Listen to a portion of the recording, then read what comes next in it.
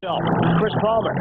His team went into Oakland, and Palmer told us, hey, I didn't prepare our players for the road and that environment against the Raiders. Cleveland has won the toss. Matt Silver kicks it off. Lindsey Jackson fields it cleanly. Jackson trying to cut it to the outside. Jackson going towards the sideline as it crosses the 30. And is forced down at around the 32. A return of 30 yards. James Trapp with a stop on special teams. Tim Couch, terrific performance against Pittsburgh 2 weeks ago in the victory, but a bit of a nightmare against Oakland last week. But the good thing about Tim Couch, I like his touchdown-interception ratio. Last week he had a bad second quarter. He made mistakes. He tried to force the football, and it was a learning experience. That's what he told us. But now he doesn't want to force the ball downfield. He'll dump it off to a running back. On a 1st and 10, line of scrimmage to 32. First play from scrimmage for the Cleveland Browns. Here's Couch on a long count. Quick throw to the sideline, and David Patton could not bring it in. Incomplete. Chris McAllister with the coverage as we take a look at the Cleveland offense.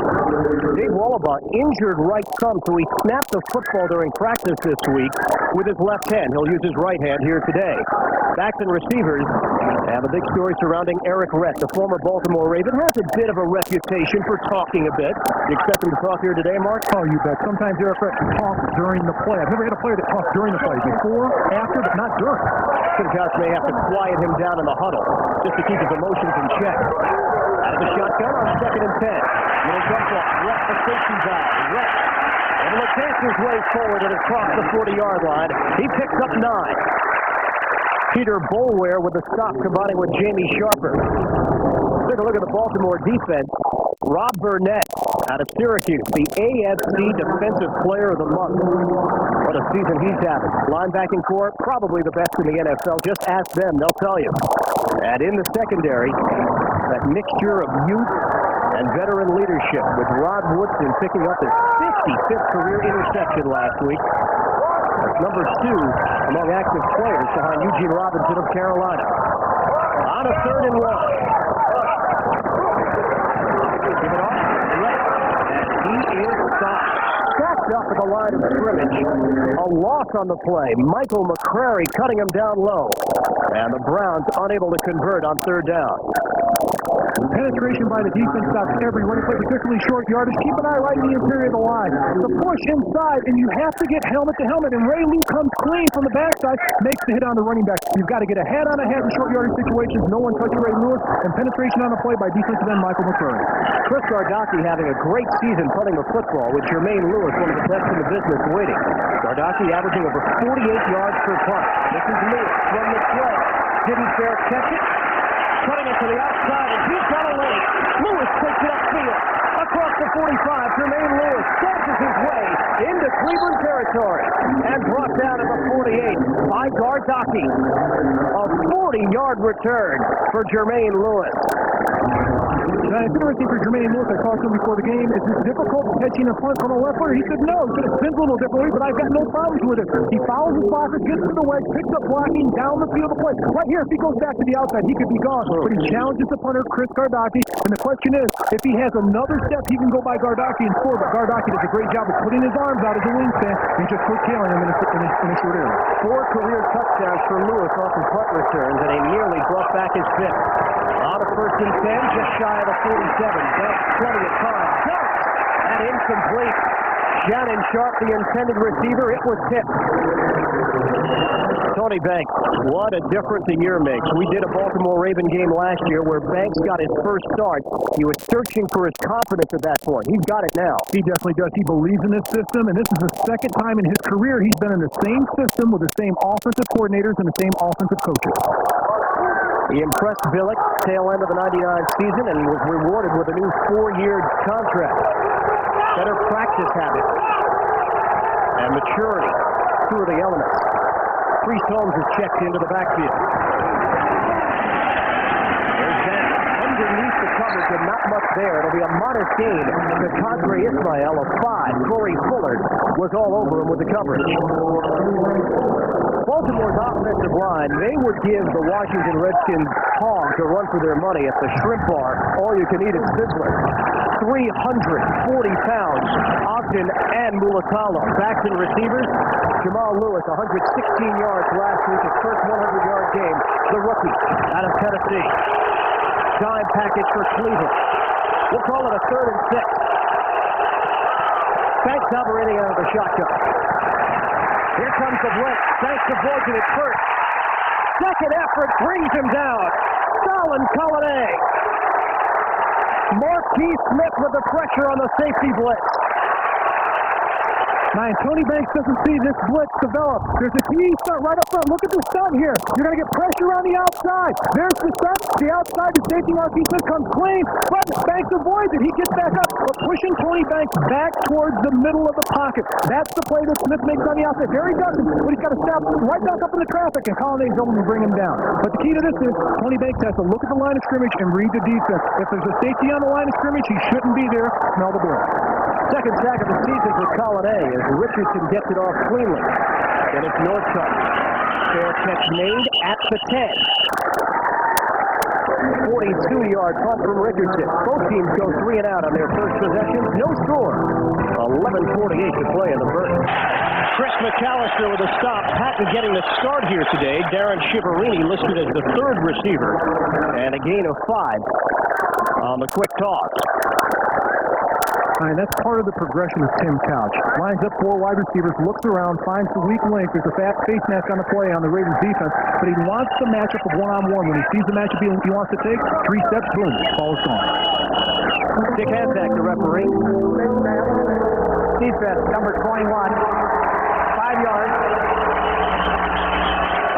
So it is McAllister, second-year pro out of Arizona. Chris McAllister reaches out. You see right there, he's got his right hand all over the wide receiver's face mask from David Patton. But it's a nice play by Tim Couch. I like what he's done. His progression from last year to this year, Ian, it's been incredible. And Couch told us, hey, as you're going through it, it's hard to understand. People are telling you it's going to get better, but you're the one that has to live with it as a rookie starting in the NFL at quarterback. Second year now, he can fully understand why he went through what he went through. On again, Eric Brett is met at the 20-yard line. What a stick by Ray Lewis. Nobody has been able to run on this Baltimore defense this year. And one of the biggest concerns on head coach Chris Palmer was the Baltimore defense always finds a way to keep their linebackers clean. Watch Lewis. He's going to come flying in. Watch Ray Lewis. Nobody's touching him. Bingo. In the backfield. Nails Eric Rett. For the offensive Cleveland Browns that have success running the ball, they have to get off the big tackles inside and get a lineman sifted through on the linebacker. Last week, Baltimore's defense allowed 4 rushing yards in the entire game against Cincinnati. 94 yards total. A dominating effort. Out of the shotgun. Here's Couch on second down. Forced to drop back in the pocket and dump the ball off. Out of bounds. Jamie Sharper applying some heat on Tim Couch. Look at that. That's incredible. 4 yards. I can't remember a game with only 4 yards rushing. A late flag has been thrown. No receiver was in the vicinity of Couch's throw. And Couch is in the pocket also.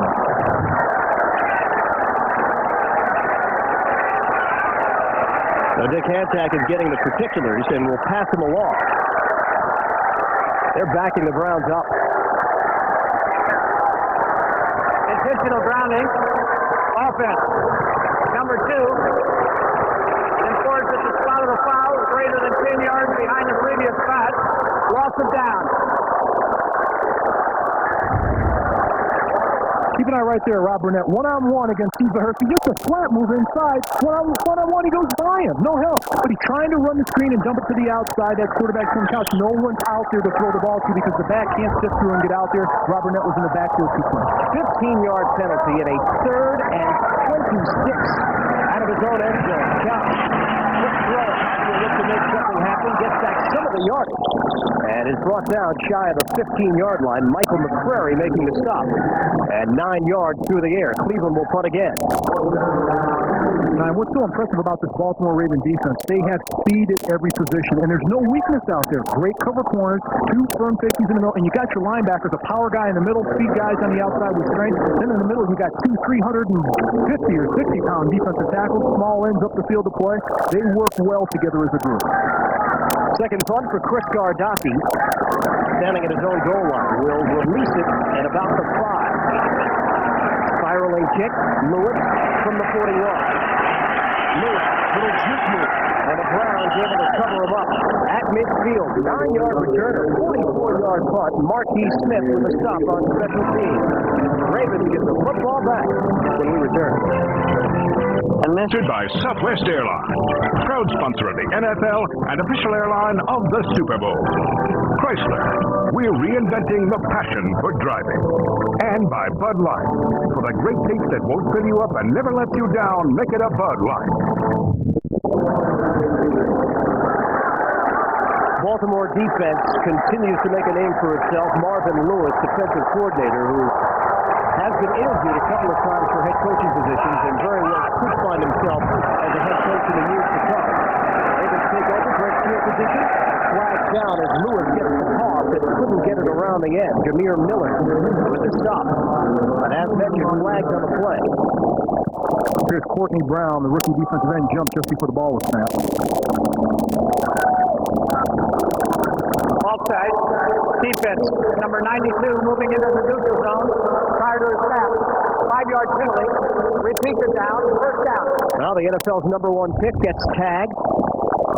Here's Big Courtney, and he's had an up-and-down rookie season. AFC Defensive Player of the Week in one game against the Pittsburgh Steelers with 3 sacks. But the remaining games, he hasn't picked up a sack, and he's getting better in each week, but he has a lot of pressure. He leads the team in quarterback pressures with 10. On a 1st and 5. Second Cleveland penalty. And now the Ravens in Cleveland territory. Handoff. Lewis finds a hole and takes advantage as he crosses the 35-yard line. 11-yard gain for the rookie Jamal Lewis. Take a look at the Cleveland defense up front. Keith McKenzie having a fine season with 4 sacks, leading this team. Holiday picking up his 2nd sack earlier today. Linebackers, and this is a trouble spot. Miller stepping in at the strong side because of the injury to Raheem Abdullah. Lanoy Jones also out, and you see the secondary with McCutcheon, Ellsworth, Smith, and Corey Fuller. Linebacking position very thin right now for the Browns. On a 1st and 10, Jermaine Lewis into the game in motion. On the pitch, Jamal Lewis trying to power his way forward, and the Cleveland defense was able to stop him. A gain of 1. Nice job by the Cleveland defense of pressing the line of scrimmage, not letting the offense of the Baltimore Ravens push him down the field. Jamal Lewis is a very physical back. I like him as a rookie running back, 5'11", 230 pounds. But the key to Jamal Lewis, he can run between the tackles and has the speed to take it to the distance. That's what you like in the NFL. A versatile back that has enough power to get you those 1- and 2-yard punches on 3rd and short yardage, but can take it to distance. He can hit the corner. Went over 100 yards last week. Still, though, the guys are treating him like a rookie. He's got to carry bags, serve them breakfast. He should. He's a rookie. Well, that's the way it works, huh? You bet.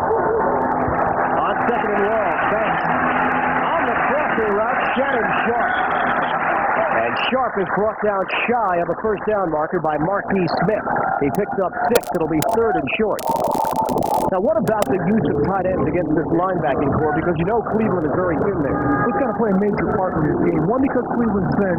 2, because you're looking at the Baltimore Ravens that have 2 tight ends that could possibly be Hall of Famers. And Shannon Sharp and Ben Coates. Ben Coates is a very physical blocker. And you can expect in the second half for those 2 tight ends to be in there at the same time and just pound the football. On 3rd and 3, they have to get across the 25-yard line. On the handoff, Jamal Lewis, nowhere to run. Orpheus Roy, 1st man there, and no gain on the play. Orpheus Roy did an outstanding job on the backside of this play. This play is designed to go behind Jonathan Ogden, the left tackle. But Orpheus Roy against right here, Mike Flynn gets by him, plays the line of scrimmage, does not get pushed back, and uses his arms with great leverage to stand up the offensive guard, Mike Flynn. Roy has turned out to be an excellent pickup for this Cleveland defense, the former Pittsburgh Steelers. Matched over, 45-yard attempt. He's hit on 90% of his kicks so far this season. kick on the way. Has the distance, and it is good. Stover, the former Brown, splits the upright. So the Ravens take a 3-0 lead. 6:57 to play. First quarter from Cleveland.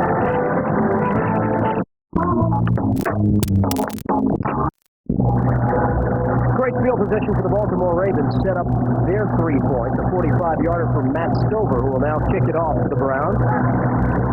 David Patton, Lindsey Jackson awaiting. This will be Patton from the 6. Patton with a head of steam gets up to the 28-yard line where Anthony Mitchell brought him down.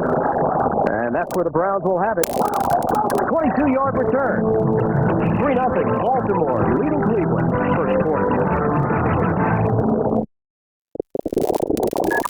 The NFL on CBS is sponsored by IBM, taking e-business and your business to the next level.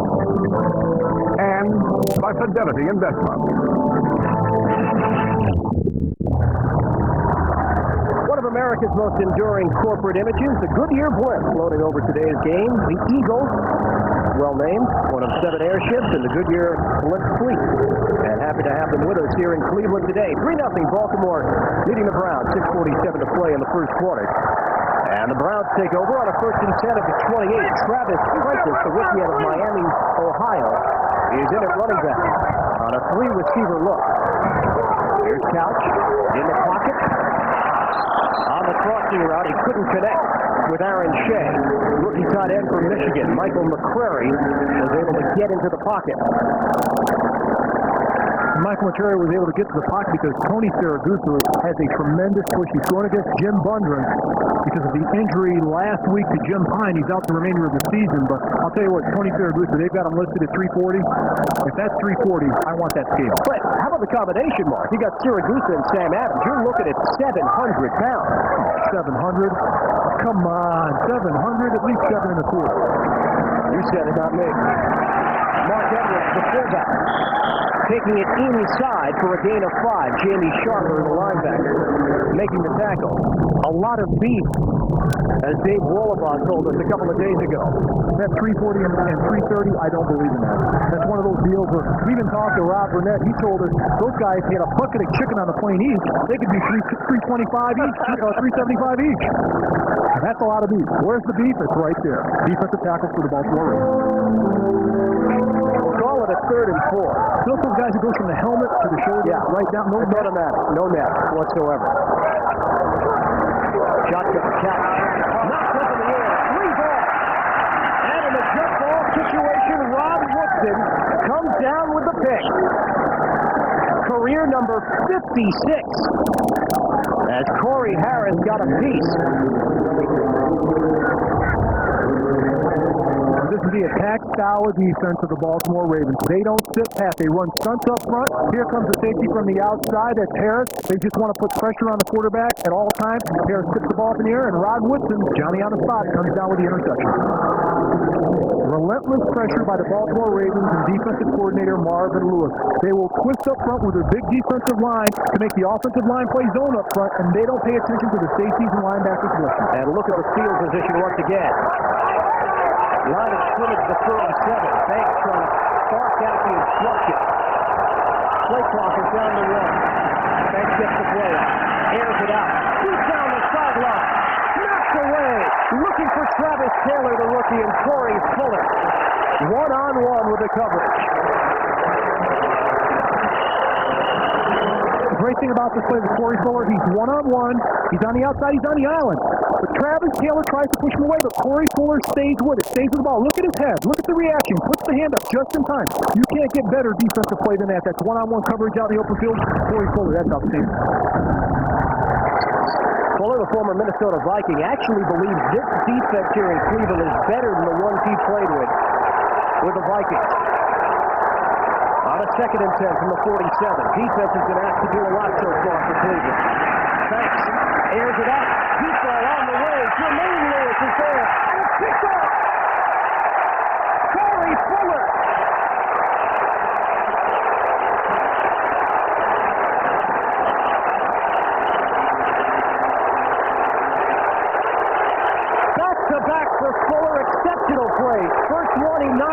the second one, he brings it in. Tony Banks should have learned from the first time. He challenged Corey Fuller the last play. Corey Fuller won. He goes right back to the well. He doesn't hesitate. Goes one-on-one with Jermaine Lewis and Corey Fuller. Here he plays the play, turns the shoulders, looks at the ball, reaches out, brings it in for the interception. That's outstanding play. Back-to-back plays. That's what you want to teach quarterbacks. Run with him one-on-one. When he turns and looks at the ball as a wide receiver, you turn and look at the ball and make the play. Corey Fuller did. Jermaine Lewis was shaken up on that deep ball thrown by Tony Banks, his fourth pick of the year. And for Fuller, his second interception of the season. Now a 1st and 10 off the turnover. Calvin changing the play from the 6. They'll look to throw it.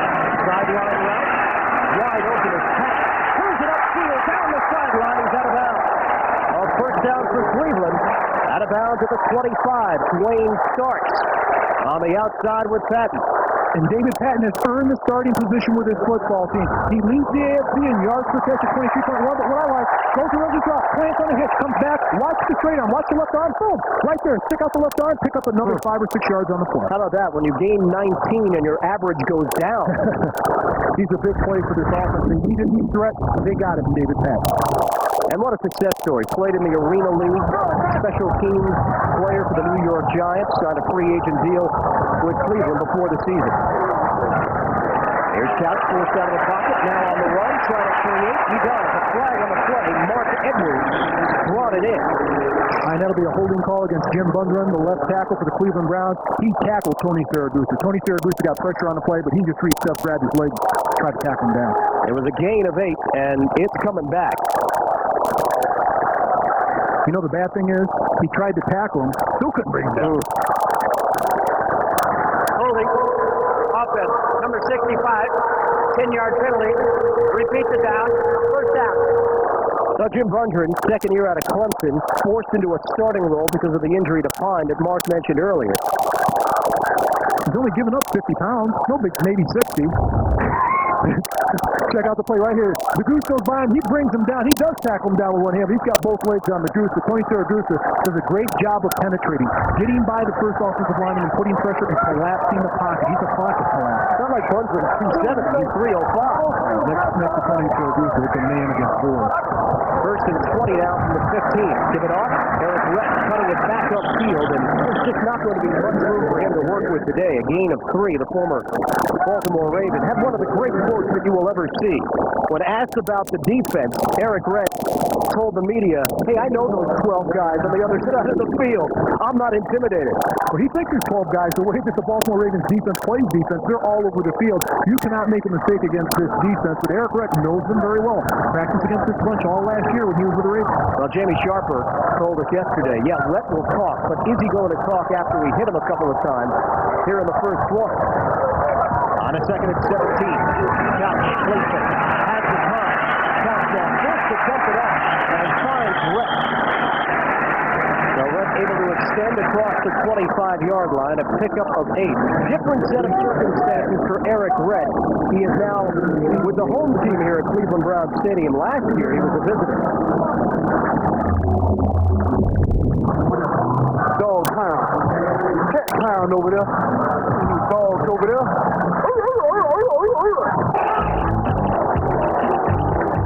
Eric Rett was very successful last season, and he was wearing the white uniform. And maybe he mocked the dog pound as a visitor. Not the case now. Of course, this crowd very much on his side. Able to get it off cleanly, but Kevin Johnson underneath. Not nearly enough for a 1st down. They picked up 4. Chris McAllister with a stop, and Cleveland will punt. And Michael McCurry on the outside putting pressure on quarterback Tim Couch. This defense is relentless. They will come after you with blitz stunts, but they can also get after you with just 4 down linemen. And Michael McCurry this year, he's a Pro Bowler. Not a lot of people are talking about Michael McCurry. All the attention's gone to Rob Burnett because he's an AFC Defensive Player of the Month. There's Chris Gardocki. High punt, Jermaine Lewis. Obviously okay. Receives it at the 18. Lewis looks for a blocker, looks for a lace, and he trampled down at the 37-yard line. Earl Miller in on the stop. Special teams, a 19-yard return. And some extracurricular activity following the tackle. 3-0 Baltimore with the lead. earlier, 40-yard return, and on this last punt return, Lewis may have taken a hit to the side as the medical staff was attending to him. On a 1st and 10 from the 38. Handoff, Reese Holmes.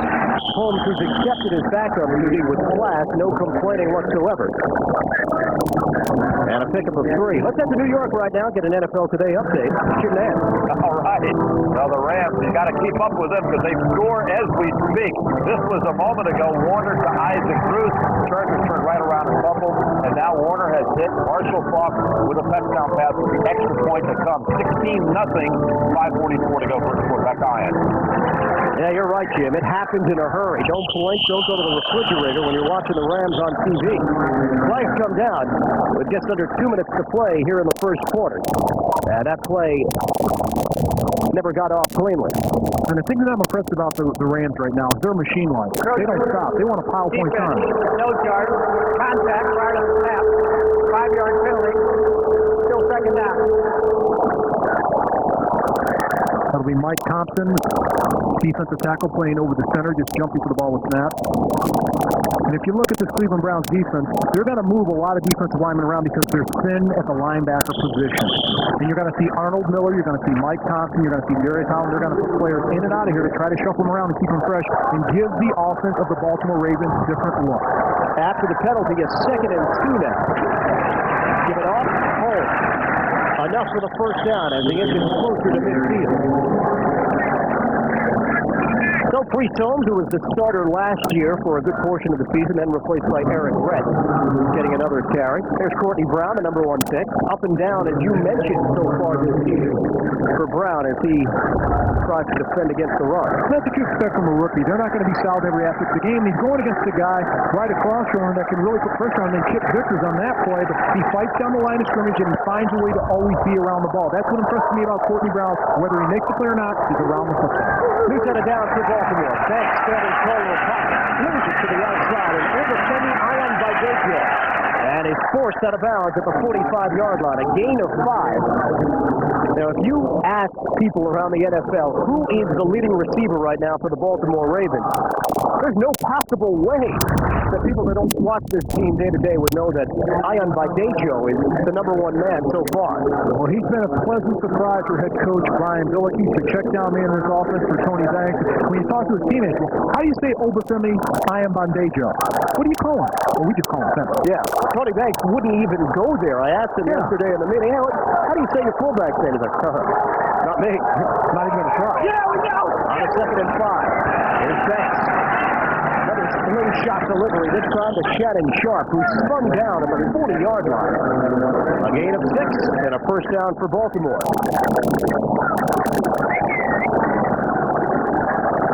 Time winding down here in the first quarter.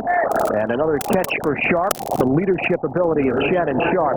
He told us that the transition has been seamless from Denver to Baltimore. He never thought it would be that easy after spending 10 seasons in a Broncos uniform to go to a new team and make it like there was no problem whatsoever. End of the first. Baltimore leading Cleveland. 3-0. We're coming back. The Cleveland 40-yard line. Chip Vickers has stepped in at right tackle for Harry Swain, who was banged up this week. Swain suffering from an injured ankle. On the draw play, Priest Holmes. Holmes a little shake and bake move as he crosses the 35 and is brought down right around the 33. Lewis Sanders with a stop after a gain of 7. Log on to NFL.com, track your favorite players with up-to-the-minute stats. It's all at NFL.com. I'm going to Priest Holmes. Here's a guy that knows his role. He accepted his role right off the bat. They knew that they were going to draft a running back in the first round. And Brian Billick said he stepped up to the role, and from day one, he's been helping Jamal Lewis out. Jamal Lewis said from the first minicamp, he was my friend, like my guardian on the field to play, and he taught me how to play this game. He taught me to pick up my game. And Holmes obviously seeing spot duty as well. Play fake. Banks. All kinds of time. On the jump block for Ion Badejo. First down, Baltimore. And he is spun down to the grass at the 25. 9 yards. As Wally Rayner makes the stop. And that's the reason why Ian Baidejo was playing in this game. His backup is Sam Gash. Sam Gash, a fullback, went to the last 2 Pro Bowls. And he kept Sam Gash on the bench. The reason why, his catching ability. He's really stepped it up in the offense. Sam Gash is one of his biggest supporters. You need veteran leadership on the team. They got it in their tight ends, and they also got it in Sam Gash. Priest Holmes goes to the sideline, replaced by Jamal Lewis. At a 1st and 10 at the 25. Baltimore is on the move. Already leading 3-0. Gibbs for Lewis. Lewis turning the corner.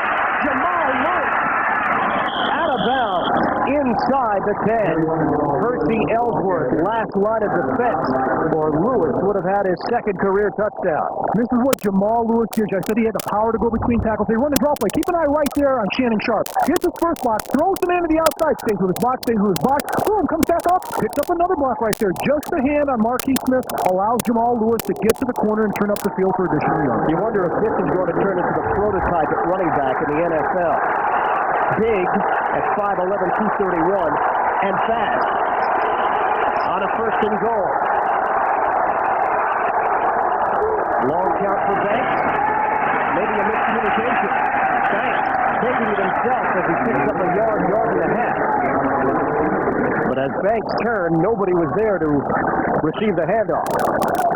That was definitely a busted play on offense because Tony Banks is looking around. He'll probably say something to the players in the huddle, but here he takes the ball, wants to hand it off right there. There's no one there.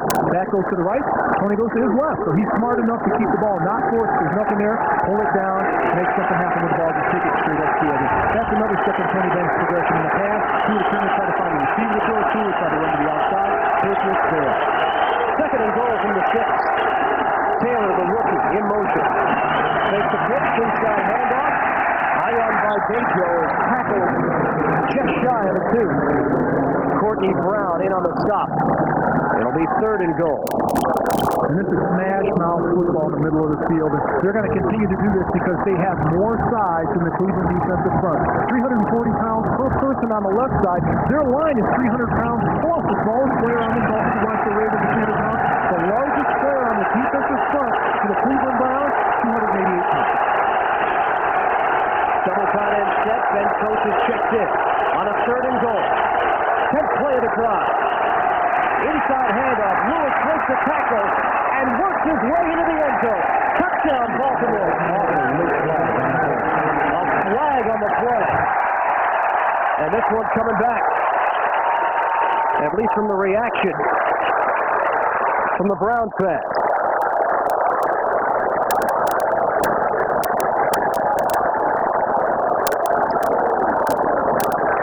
Holding. Offense. Number 60. 10-yard penalty. Repeats it down. 3rd down. Jeff Mitchell, the 4th-year center. And keep an eye right here, and watch how late the flag comes out. The flag doesn't come out until the running back Jamal Lewis is in the end zone. Right there is Lewis. He's got his hand on him, and he's just throwing him to the side. Lewis bounces off. That's what I'm talking about, power between the tackles. He scores. The flag doesn't come until very late on this play. On a 3rd and goal from the 13. Shotgun, Banks. Banks steps up. Who does he throw? Courtney Brown.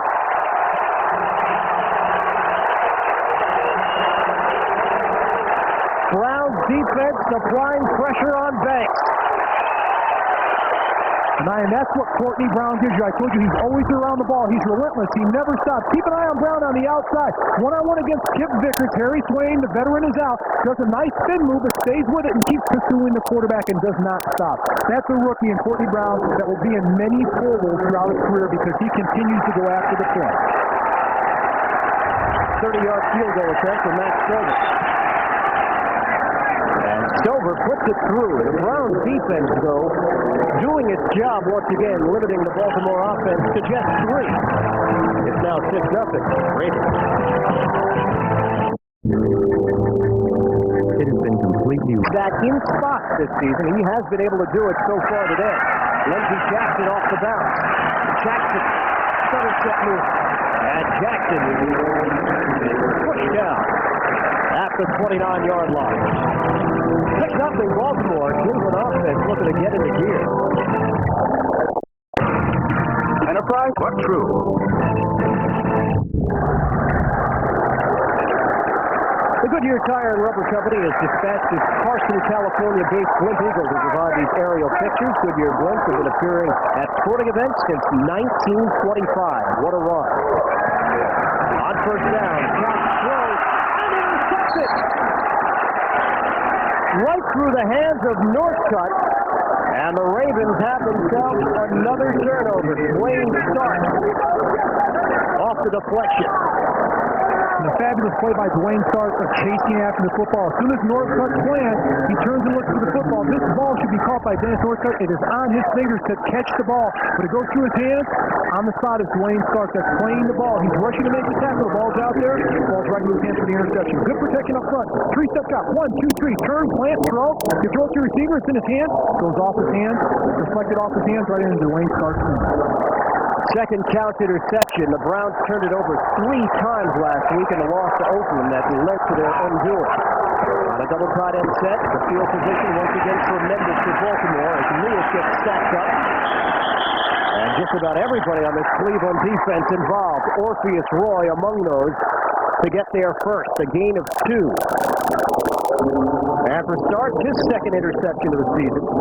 Baltimore, recognizing that they needed help in the secondary, made Dwayne Stark the number 10 pick in the first round in 1998. The very next year, they had the 10th pick again, Chris McAllister. How about Marvin Lewis and Ozzie right here doing their job?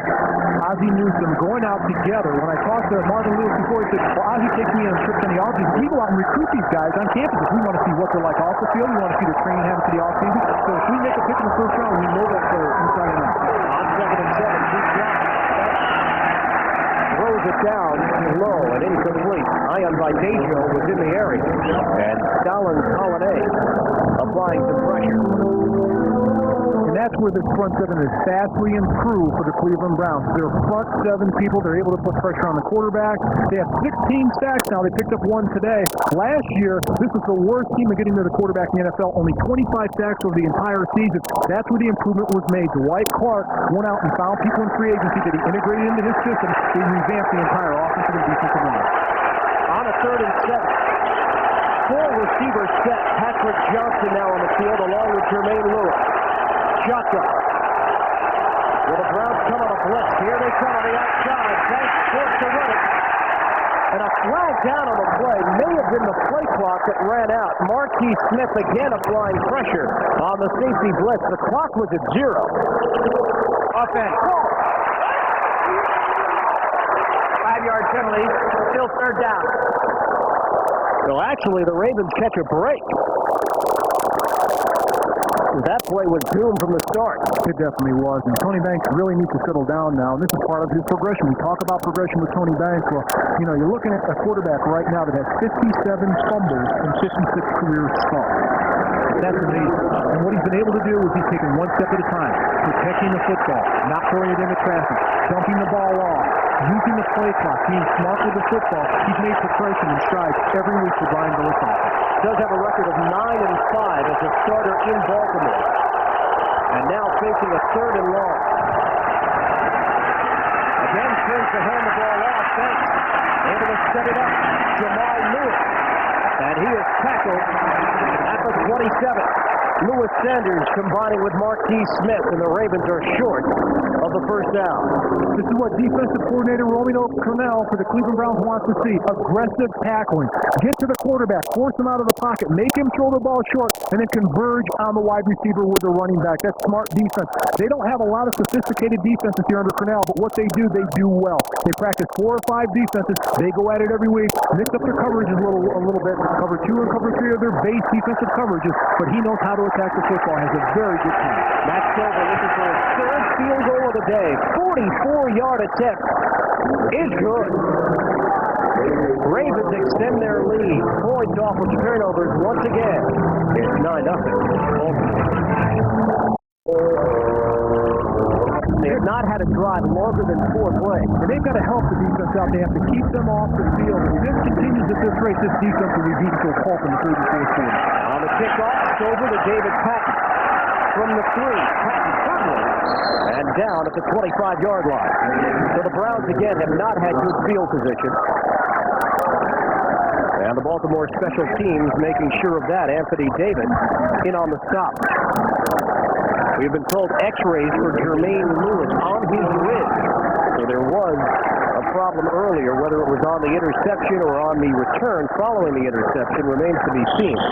Jermaine Lewis is a major part of this football team because he gives them field position. When the defense stops him on one and usually 3 and out, they kick the ball to Jermaine Lewis. He picks up 10, 12 yards and puts the offense in that good position. Now for the Browns, 2 running backs, 3 receivers, something they have not shown this year. On the give, Eric Rett. And nothing to work with. No gain on the play as Tony Siragusa engulfed it. Now, the key is the 3 wides and 2 backs is trying to get 1, more speed on the field, and 2, try to get this guy, Siragusa, off the field because the look that they're giving him is a nickel look, but they're not falling for it. Marvin Lewis, he sees that offense on first down. Hey, leave the big tackles in there. We're going to challenge their offense.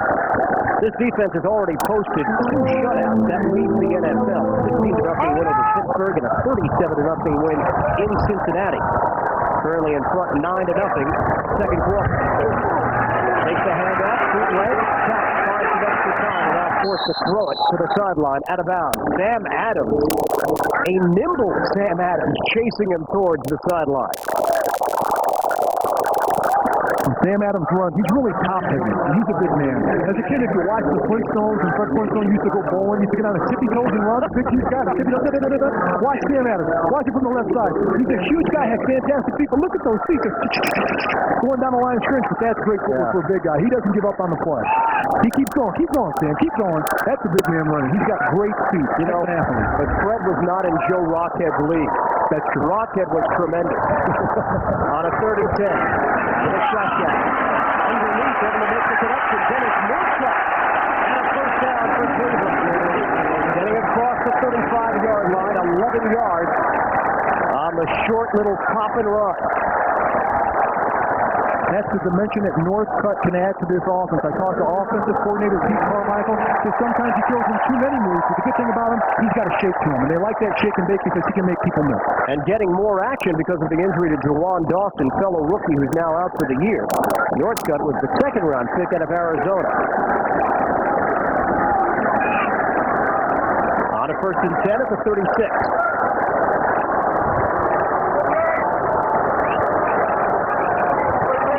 Tight formation, 2 running backs, play action.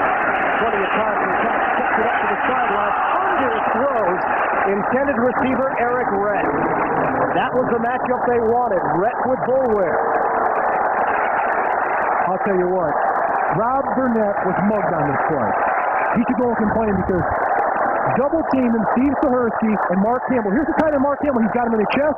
It's a bootleg. He pushes him inside, sticks his hands on his chest. Stay there. Gets a little help from his big tackle. That's a great job on that part. Then he takes him down. What can you ask for? He's manhandling. That's Mark Campbell, a tight end, 2nd-year player. He's 253. He's a little bit smaller than Rob Burnett, but does an excellent job with his footwork and hands.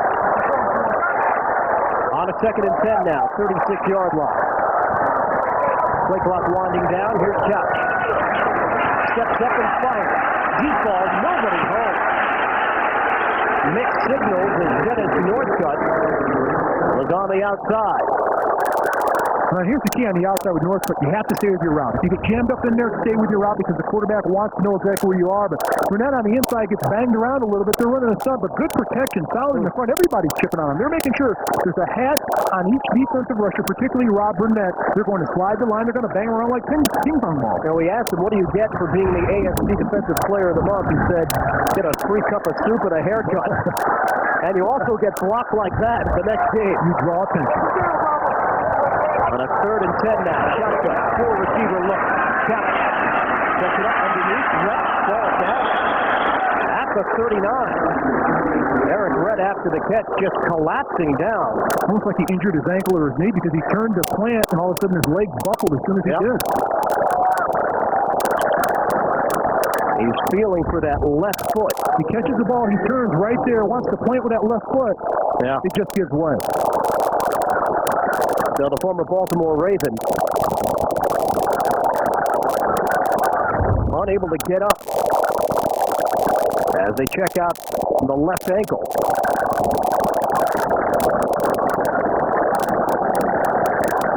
And this is a huge injury for the Cleveland Browns. They only have 2 running backs that are alive. Travis Prentice, the rookie. Jamal White's deactivated, but they do have 2 fullbacks. Helping Rhett to his feet as we step aside. Robert De Niro and Ben Stiller coming soon.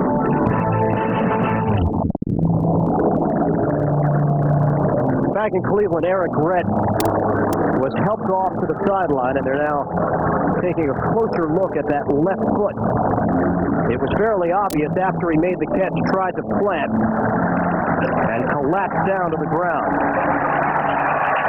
An emotional game for him, was trying to come up with a big performance against his former teammates. Chris Gardocki putting away, Dwayne Stark stepping in for Jermaine Lewis, and why field that punt? Stark, the inexperienced showing, and he's tackled at the 5. Anthony Malbrough making the stop on special teams after the 60-yard punt and a 4-yard return. That was going to be a touchback. Premiering this Friday on CBS. A lot of punts, and that's what happened on the series right here with Dwayne Stark. Get the ball, let go of it, getting rid of it, get away from the ball. This crowd into it, sensing that the defense might be able to make a play here. On the give, Jamal Lewis trying to create some space. And he picks up 2. Mike Thompson among those in on the stop. A 9-0 game with 6.5 to play in the second quarter. The defense for the Cleveland Browns has played well. Now they're starting to rotate their defensive front linemen to keep them fresh because they've been on the field a long time, and they're getting production from that. It's got to be hot under that mask. See that one? That's amazing. I don't know how they can keep that mask down the entire game. And they're out there before the game and pregame with it on. There's no ventilation. On 2nd and 8, Banks swings one to the outside. That's caught by Ismail. A first down throw by Tony Banks. And a gain of 9. Fuller and Sanders collaborating. Well, this is all Kadri Ismail. He reaches for the ball and extends for it. 1 on the reception, but then fights for the first down. Clance comes to the outside. A good route now. Turn and spin. Make something happen. Find a way to get the first down. Stretch out for it and get it. They have some guys on this roster that can flat out fly. Ismail, one of them. Travis Taylor. Patrick Johnson was an All-American sprinter at Oregon. Jermaine Lewis, what helps him? On 1st and 10. And off. Priest Holmes runs into a crowd. He picks up 1. Clock continues to move. I know that offensively you love to stay with your game plan, and this team runs right a lot, but you've got to run the ball to the left behind Jonathan Ogden. Here's a guy, Pro Bowler, 3rd consecutive year, 340 pounds. On the right side, Harry Swain is out, the veteran of 14 years. He's backed up by Kip Vicker, so you've got your backup tackle on the right side. Go to the left side where you're averaging 340 pounds of beef on that offensive line and pound the defense into submission. On 2nd and 9. Line of scrimmage is the 18. Banks in the pocket. Quick throw. Taylor turning it upfield and forced out of bounds. Line of scrimmage will be the 28. And they'll move the chains as Lewis Sanders, rookie out of Maryland, was there. 2 rookies going head-to-head. 9 for Travis Taylor. Here's another rookie that's been a big part of this offense already. And when we talked to Tony Banks, he said he catches everything with his hands. My ball, you have to catch everything with your hands. But he said he's the first rookie that everything that's thrown to him, he catches with his hands, not with his chest. A sprained left foot for Eric Rhett. His return, doubtful. On 1st and 10, Banks fires up high. Perfect throw. Catch made by Sharp. Into Cleveland territory as he gets across the 35. That's why they made the move for Shannon Sharp during the offseason. They did not have that dynamic last year. And Shannon Sharp just does a wonderful job. He runs the numbers. Stay on the numbers. Somebody will get you the ball. He stays right on the numbers. The ball's thrown right on the numbers. And the defense for the Cleveland Browns just can't operate around Shannon Sharp. He's that big. You know that they're going to throw the ball to him. You have to focus in wherever he is. If he goes out in motion, if he goes to the outside, he's still a wide receiver slash tight end in this offense. 37 yards through the air and a 1st and 10 at the 35. They'll go with the run. Jamal Lewis gets the call and a gain of 1. Lewis trying to run inside and Orpheus Roy with the stop. And there's Eric Rhett. This is not the way he envisioned this matchup going for him today. He's been building up all week to play the Baltimore Ravens. He said he wasn't afraid of this defense. He wanted to come out and play against this defense. And he's the only true rushing threat this Cleveland Browns team has. He led the Ravens last year in rushing when he came here and played against Cleveland. 2 games, both of them over 100 yards. One of the more likable guys that you'll meet, always talking, always chatting. But all the Ravens defenders that we talked to said, hey, we liked the guy when he was our teammate. On 2nd and 9, able to get rid of it, but it's incomplete. Too low for Priest Hall. It'll be 3rd and long upcoming. He got pressured again on that play by Courtney Brown, and Courtney Brown one-on-one with Kip Vickers. What he's doing is he's going up the field, getting to his soft shoulder, and collapsing the pocket from the outside in. Courtney Brown, what a tremendous athlete. And here he is right on the corner, puts his hand out there and hits Tony Banks in the arm as he's about to throw it. That's what I was saying. He's always around the football. Doesn't make all the big plays, but he's always around the football. The word on Harry Swain, he aggravated that ankle injury, and that's why he has not been out there. His return, very much up in the air. You see the numbers on Banks. 3 minutes to play first half. Shotgun for Banks. Throw. One-on-one coverage. Nearly picked off. Looking for Ismail and Lewis Sanders, who has been impressing this coaching staff week after week. A 4th-round pick.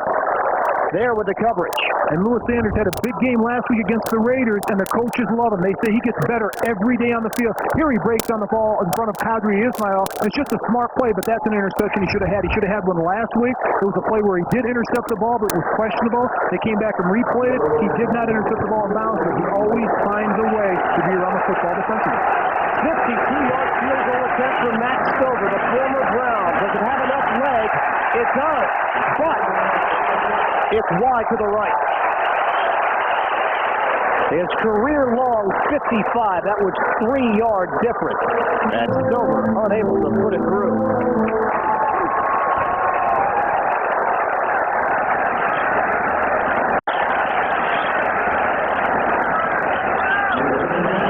Coming up, NASDAQ.com halftime report showing Jim Nance, Mike Ditka, Craig James, Jerry Glanville, all the scores and highlights.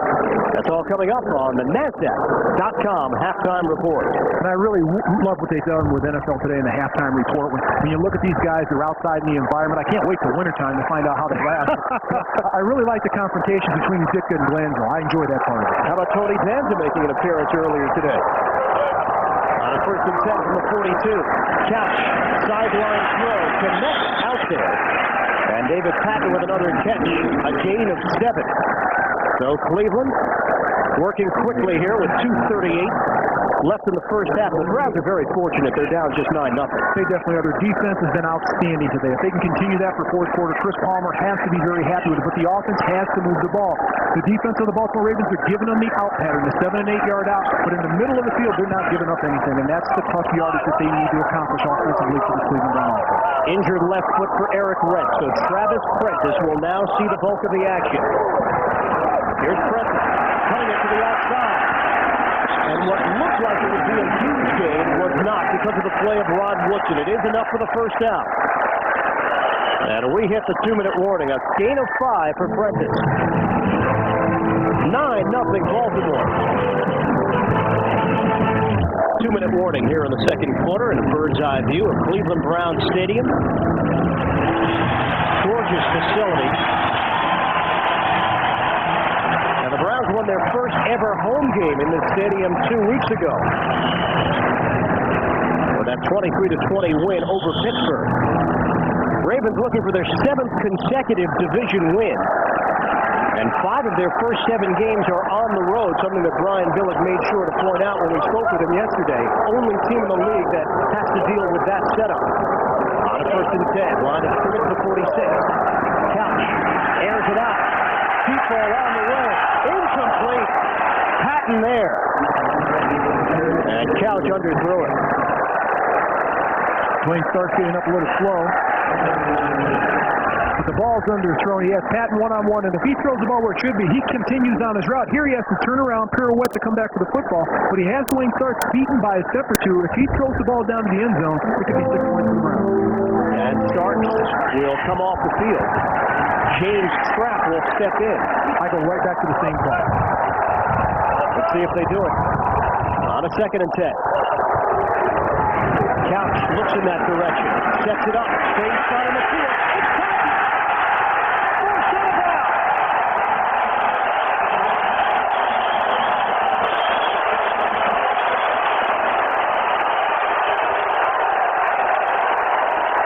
But Tim Couch is injured on the play. Holding his right knee.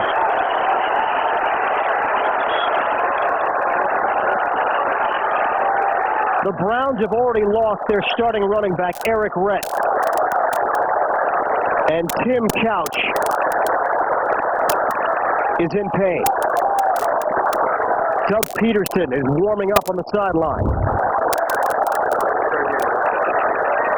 And this is what you hate to see, particularly out of a young quarterback. And Sam Adams right there, 340 pounds, just holds him over and just crushes his legs under him. And that's a lot of weight to be putting on Tim Couch. And Tim Couch is standing tall in the huddle, makes an excellent play here. But the strength and the weight of a Sam Adams just crumbles his body. And here you'll see him right there. He gets his legs twisted up right underneath him. Just landed awkwardly as Adams came pouring over him. And Couch remains on his back. A minute 47 to play in the first half.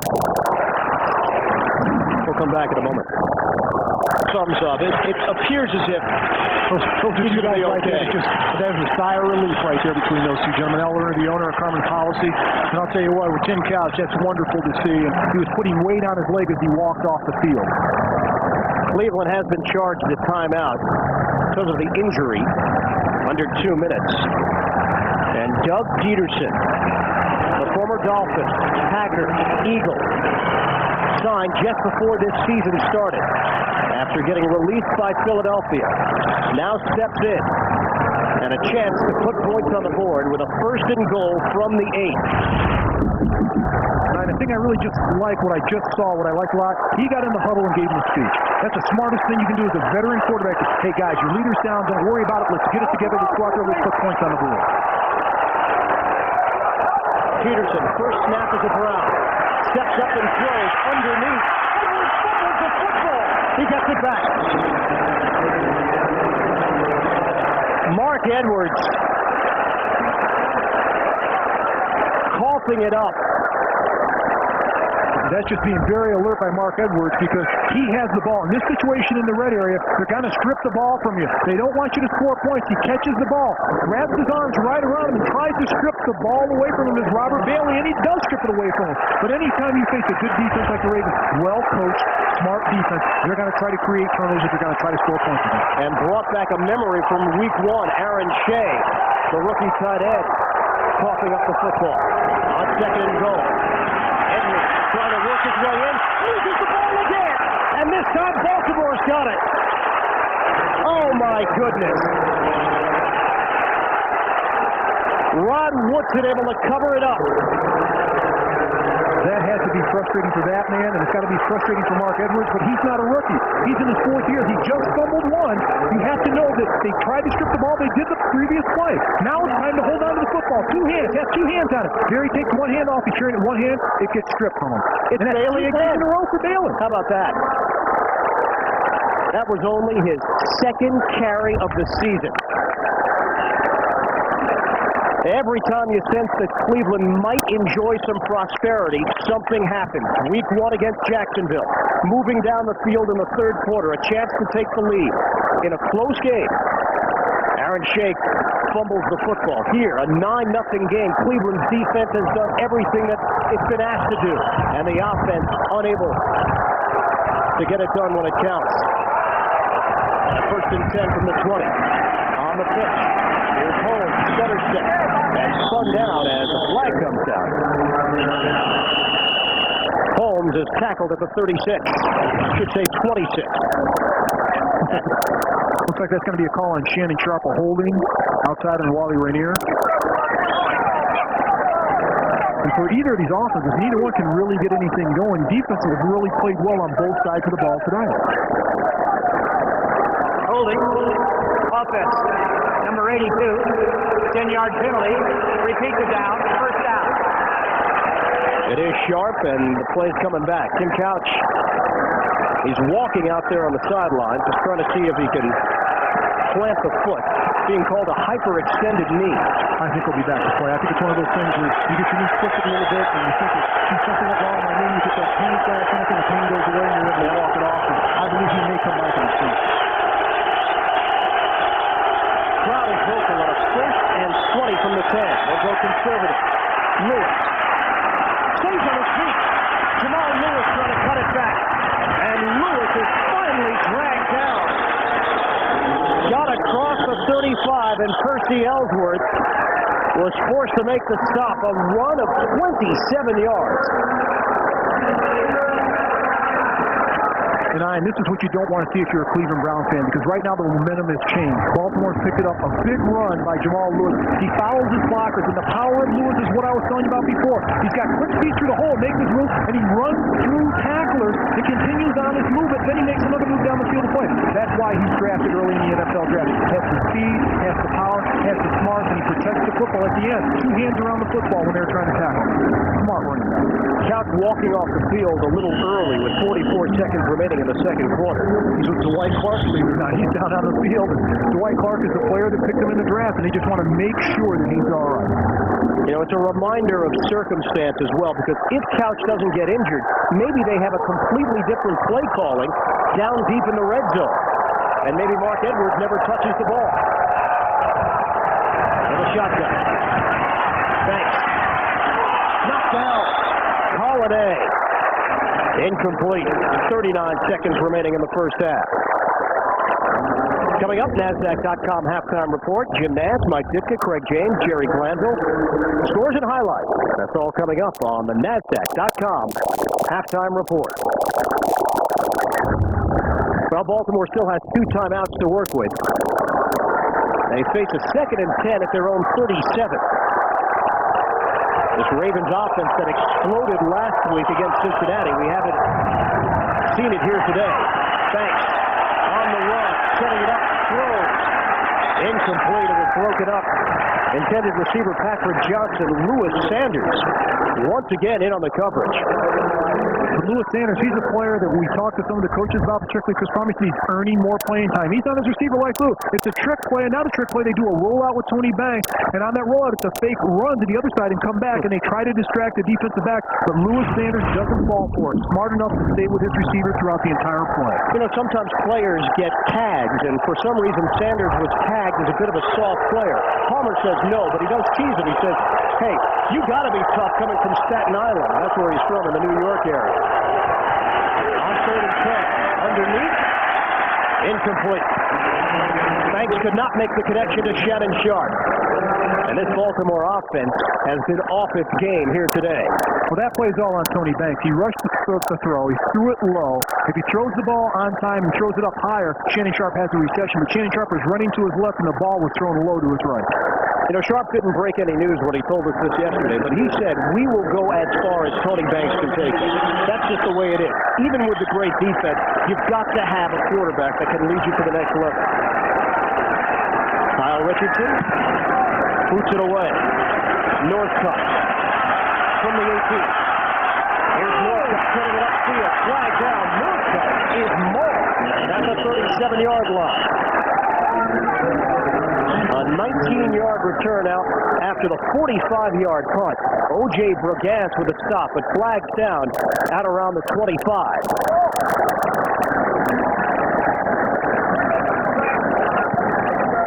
Billick and Palmer, these two men have some history as well. Billick was one of the top candidates for the Cleveland job. Then he interviewed with Baltimore last year. Dick Hantak will give us the word. 2 flags in on the play.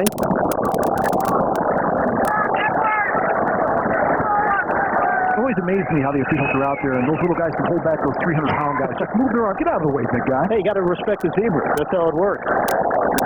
Holding, number 28 during the return. Penalized 10 yards. First down.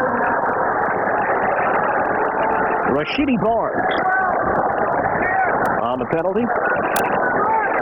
Had a long talk with Brian Billick yesterday, and he obviously believes in this offense.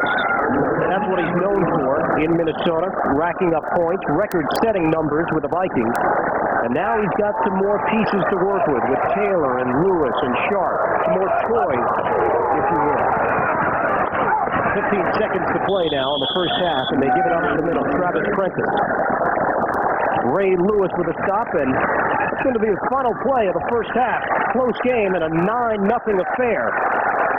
Mark Edwards coughing up the football when the Browns had a chance to put 7 on the board. 9-0, Baltimore leading Cleveland. We'll send you to Jim Nantz and the rest of the crew in the studio with the NASDAQ.com halftime report after this message and a word from your local station. He's sponsored by... We welcome you back inside Cleveland Brown Stadium. Ian Eagle along with Mark May. Storylines here. We can set it up for you pretty easily. Defense, turnovers, injuries. That's about it. That's all there is to it. And the Cleveland Browns defense played a magnificent first half of slowing down the offense of the Baltimore Ravens, only giving up 3 points off of 3 turnovers. That's key in this game. 2 Tim Couch interceptions, but Eric Redd has left the game with an injured left foot. He will not return. Tim Couch, a very scary moment in that second quarter. It definitely was. When you lose your running back, and he's their key running back in Eric Redd, and then all of a sudden you lose your quarterback in Tim Couch, your 2 most important players on your offense. That's scary for any offense, and head coach Chris Palmer. But, here you're going to see Tim Couch gets knocked down on the play, sacked by Sam Adams, or knocked down by Sam Adams, but he gets up and walks off the field. That's the most important thing on this whole thing. He walked off the field. Doug Peterson steps in for a couple of plays, but Couch appears to be okay. The helmet on, warming up on the sideline, but the Browns got no points out of it because Mark Edwards fumbled the football late. Mistakes? Yeah, it's just one mistake in the big picture, but if you're looking at it micromanaging a game, that cost a point. It definitely did, and here's the situation. You could be down by 2 points going in at halftime. This team is down 9 just because of that fumble, and that's a big swing in the football game. Here's the key. You've got a veteran player, Mark Edwards, hold on to the ball. That's 2 plays in a row he had the ball stripped from him. Cleveland cannot run on this Baltimore defense. I don't know how many teams can, but we know right now, at least in that first half, Browns aren't one of them. Well, you have to take your hats off to them. At least they've got 18 yards in the first half. Last week, the Cincinnati Bengals, 4 yards in the total game, so they're doing a better job, but still, it's not acceptable. Beautiful day here in Cleveland. Look at the halftime numbers. You mentioned the 18 yards. 119 passing yards. A lot of them came on that bomb from Couch to Patton that seemingly was going to set up a touchdown. And it was a fantastic play right down the sidelines, another goal pattern. They tried it once and it didn't work. They came right back to the play because the injury on that play to Dwayne Stark, they put him in the backup, James Trapp. Hey, you have to attack the defense with a backup. Phil Dawson kicks it off for Cleveland. This is Corey Harris. He will take a knee. Had some room to work with, but Harris decided he'll settle for the 20-yard line. Throw the touchback, and the Ravens take over. First possession, second half. Also should mention injury to Jermaine Lewis, who is the talented special teams performer for this Baltimore Ravens team. And Lewis had x-rays done on his ribs. They came back negative. His return is questionable. Also, Harry Swain out of action at right tackle. Kip Vickers has stepped in because of an ankle injury. And a hamstring injury for Dwayne Starks. His return is doubtful, so the injury is beginning to pile up. Here's Banks on a handoff. Jamal Lewis runs into a crowd of Browns defenders, and no gain on the play.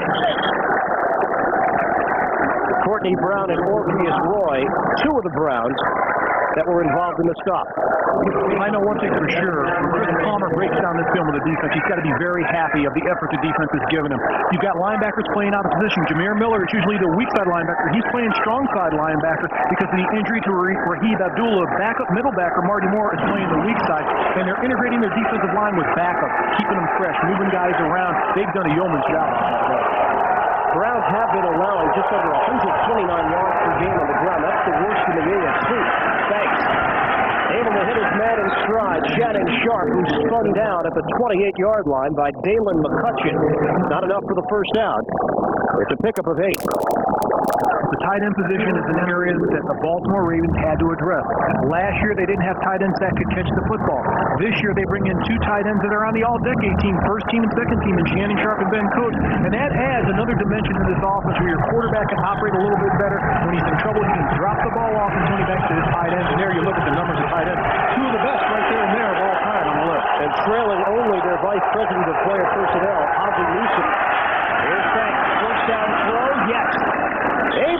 the connection to Priest Holmes. 10 yards, and they'll move the chain.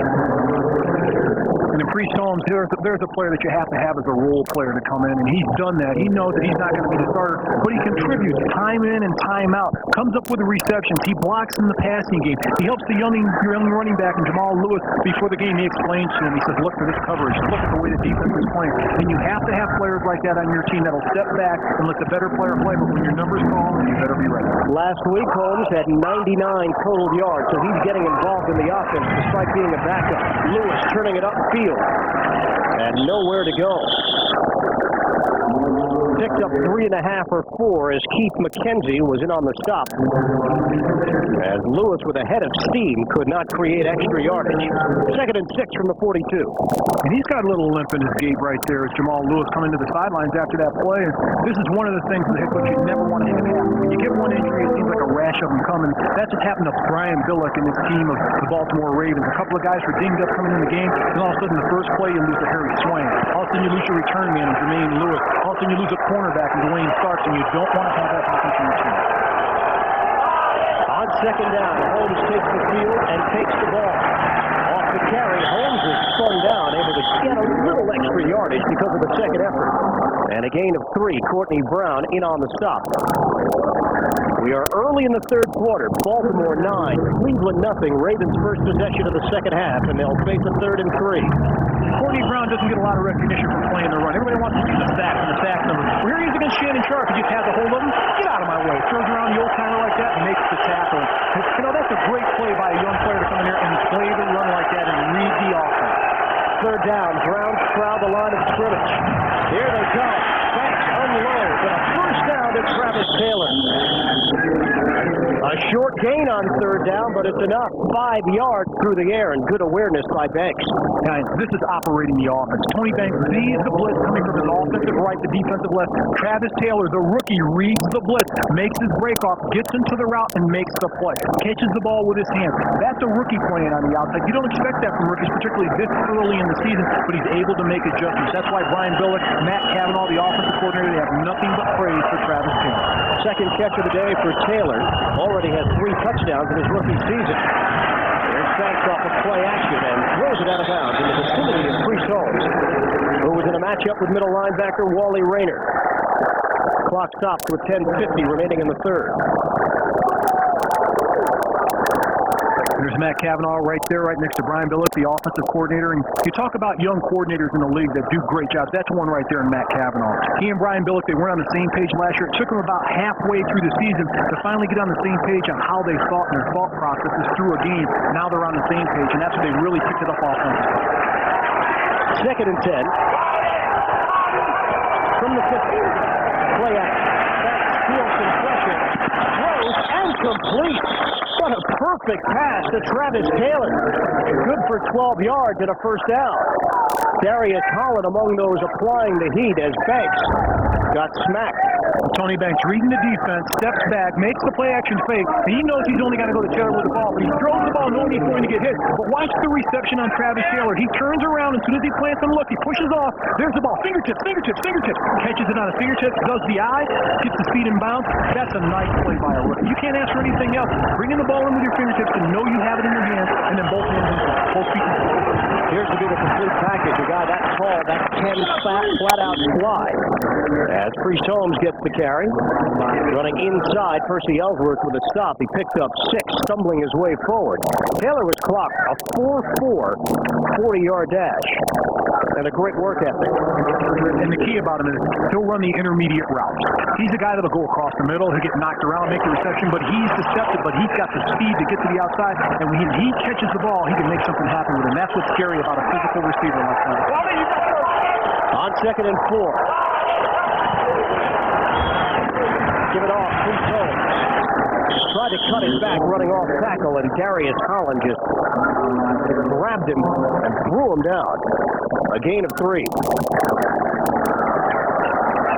Line of scrimmage just shy of the 29. For a balanced offense, this is what you like to see out of Baltimore. Run the ball left, throw the ball right, run the ball left. Depending on your line, if you need 3 or 4 yards, you pound it in there. 3rd and short situation like this, I got to run the ball left. I got to go behind Ogden, Molitano. That's 700 pounds between those guys on the left side. They should be 3rd and 2. Sam Dash is checked into the game. Thanks. Short roll. Quick throw. And good hands once again by Taylor. First down, Baltimore. A gain of 5. You've got to be impressed with Travis Taylor, the way that he goes after the football. And when the football's thrown in his direction, the hands come out. A lot of receivers, particularly young receivers, they get knocked around and they want to catch it with their chest, catch it close to their body. He extends the arms and the hands, looks the ball in, has the thumbs in the right place on the inside, and receives the football. So we saw Sylvester Morris earlier this season, another talented rookie wide receiver. And both Taylor and Morris are tied for the NFL high in touchdowns for rookies with 3. Double tight end set, new set of downs to work with. 1st and 10 from the 25. Off the toss. Priest Holmes could not break free from Courtney Brown. A loss of 3 on the play. That's a good introduction by Courtney Brown. Here he just does an easy swim technique. He gets by the offensive tackle, goes over him, he's in on the tackle. That's a heck of a play. Jameer Miller's right there to make the play. He's playing strong side backer, but getting penetration in the backfield. I harp on it so much because it's so difficult for a young player playing against veteran offensive linemen. He's not very big. They say 266. He's only 257. He has to eat a lot to keep his weight up. 2nd and 13. Play action. Thanks. Finds a seam. And complete. Shannon Sharp, who could be deemed Mr. Seam. Inside the 15. I'll tell you what, you talk about catching a BB in the dark. That's catching a BB in the dark. Shannon Sharp, he knows his route. Jameer Miller has him on the inside. It's a zone that he finds a soft spot in the zone. Marty Moore is trying to cover him right there, right in between 2 players. The ball is played. Excellent throw by Tony Banks. Nobody has ever questioned the arm strength of Tony Banks. He's got a gun. He can throw the deep ball as well as anybody in this league. Throw him in there with Jeff Blake and Kurt Warner.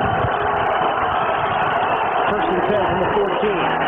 Handoff. Holmes stays on his feet and tramples down at the 5. We have not seen Jamal Lewis since he came off the field limping just a little bit. It's been Priest Holmes ever since, and what a drive to open up this second half. 14 plays for the Baltimore Ravens, and if you want to wear out this Cleveland defense, this is how you do it. They definitely are pounding the ball both sides of the line, also in the middle of the field, but here's the other key on this. They're throwing the ball to their tight ends, getting it out to their wide receivers. They are starting to dominate the line of scrimmage. Over 8 minutes off the clock on this drive alone. On 2nd and short. Priest Holmes again puts the helmet down and charges forward. As he's brought down right around the 3-yard line. We'll see where they spot the football. Wally Rayner with a stop. And a first down for Baltimore. 1st and goal. And that's pounding the ball. Smash mouth football. And if you got to have your yardage, you go behind your bell cows, and that's Jonathan Ogden. 6'8". 6'8", that's unbelievable. I've never seen an offensive lineman at 6'8". He's the first I've ever seen. Usually you get tackled for 6, they're willing to fudge an inch or 2 here. No, he's 6'8", and maybe 6'8 before. And the drive continues. 1st and goal from the 3. On the handoff, Browns were ready. Orpheus Roy read that play perfectly, and Priest Holmes could do nothing. This is the quickness of Orpheus Roy. He's playing over the center right here. Watch this. Goes right by Jeff Mitchell, and he's used to playing over the center because in Pittsburgh he was a nose tackle. So he knows he's got to get his quickness to get in the backfield as soon as the ball snaps, and that's a difficult job for the center. One-on-one, you're inside the 5-yard line. You got a quick nose tackle in Orpheus Roy, which has the talent to play there because he's played there before. It's a difficult job for center Jeff Mitchell. 2nd and goal from the 4. Ravens looking to add to their lead. Taylor motion that. Thanks. Will throw. Knockdown. Orpheus Roy again.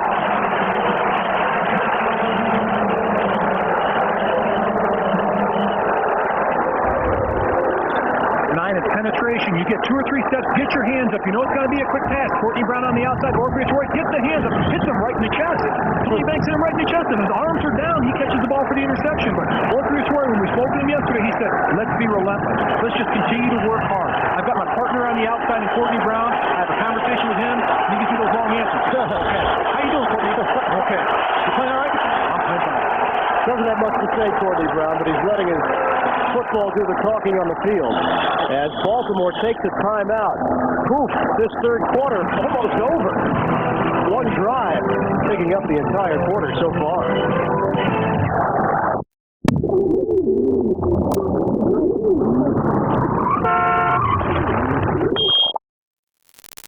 Third and goal from the 4. Shotgun back. Fires to the end zone. Knocked away. Ismail, the intended receiver, in the coverage from Lewis Sanders. And once again, the Ravens have to settle for the field goal. This is a heck of a play by Lewis Sanders, one-on-one on the outside, but it's the blitz in the middle. Romeo Crennel, the defensive coordinator, floods the gates in the middle. Here, one-on-one, he does not go for the fake, stays with his man, and when the ball's thrown, he reaches over and knocks it away. That's a great play by Sanders, but in the middle of the field, they just came with a blitz. They're going to let Tony Banks know, if you're going to throw it, you're going to take a hit. But a great play, and I don't mean a good play, I mean a great play by Lewis Sanders. That's a rookie. More injuries, Mark. And this theme continues to be played out throughout the football game. Jonathan Ogden, the perennial Pro Bowler for the Baltimore Ravens. It is the right leg in a 9-0 game. Norelco, put it to the test. And by Saturn, now with 2 distinctively different car lines, the L Series and S Series. Jonathan Ogden helped off the field. Wally Rayner was the injured Brown, but just looks like he was shaken up. It didn't appear to be serious. Short field goal. Just a 22-yard attempt, 3 for 4 on the day, and you can make it 4 for 5. He has accounted for all of Baltimore's offense, and the Ravens now in front, 12-0. A 19-play drive that took up over 10 minutes.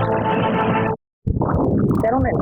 Staff as they continue to take a look on the sideline.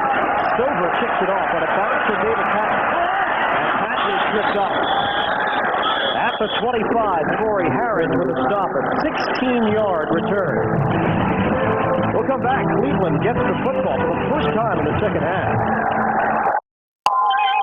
The NFL on CBS is sponsored by NASDAQ.com. Instant info on every stock on every major U.S. market. And by Michelin, because so much is riding on your tire. Well, whenever the Goodyear blimp is hovering above a game with its camera focused on an event, you know you're going to get a unique view. Overhead is the Goodyear Blimp Eagle here in Cleveland. And the Browns have the football, something I haven't said in quite some time. The 1st and 10 at the 25. Tim Couch back on the field. And Travis Prentice getting an opportunity. A loss of 3. Sam Adams making the stop. It's one thing that won't work against this Ravens defense is a trick play like that, because the defensive tackles penetrate. They get up the field to play, and Sam Adams just got a push on Everett Linsley, got penetration in the backfield, and a delay play like that is a very difficult play to run against this Baltimore Ravens defense. And a good sign for Browns fans that Tim Couch is able to come onto the field here in the third quarter after what happened late in that second quarter. A hyperextended knee, not deemed serious enough to keep him out of action. On 2nd and long, Couch. Jump off underneath. Prentice struggling for extra yardage. And he's tackled just shy of the 29 by Rod Woodson. He picks up 6. One thing that this offense of the Cleveland Browns has to do is they have to try to frustrate the defense of the Baltimore Ravens. Take 3 yards here, 4 yards here. Concentrate on picking up first downs and moving the ball. Then take your shot to putting points on the board. Right now, they can't rely on their defense to continue to stay on the field for a long time. They've got to pick up first downs with the offense. On a 3rd and 8. You see the time of possession second half. That's just ridiculous what Baltimore did. It only got a field goal out of it. Movement. Everett Lindsey, right guard. Rob Burnett came charging in. He pointed in the direction of Everett Lindsey right away.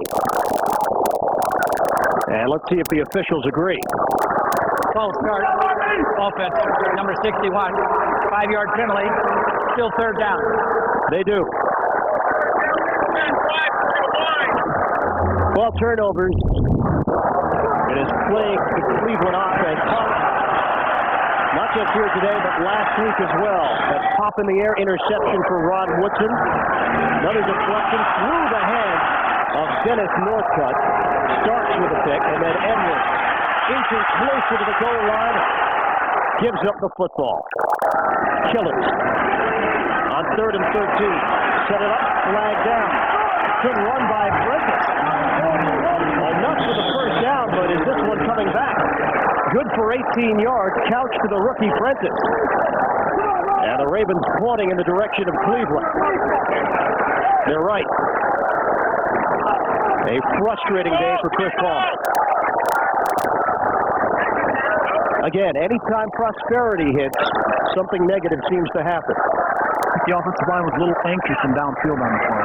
Ineligible downfield offense, number 65. 5-yard penalty. Repeats it down. 3rd down. And that's Jim Bunder in the left guard. And when you run a screen in the NFL, you have to be patient.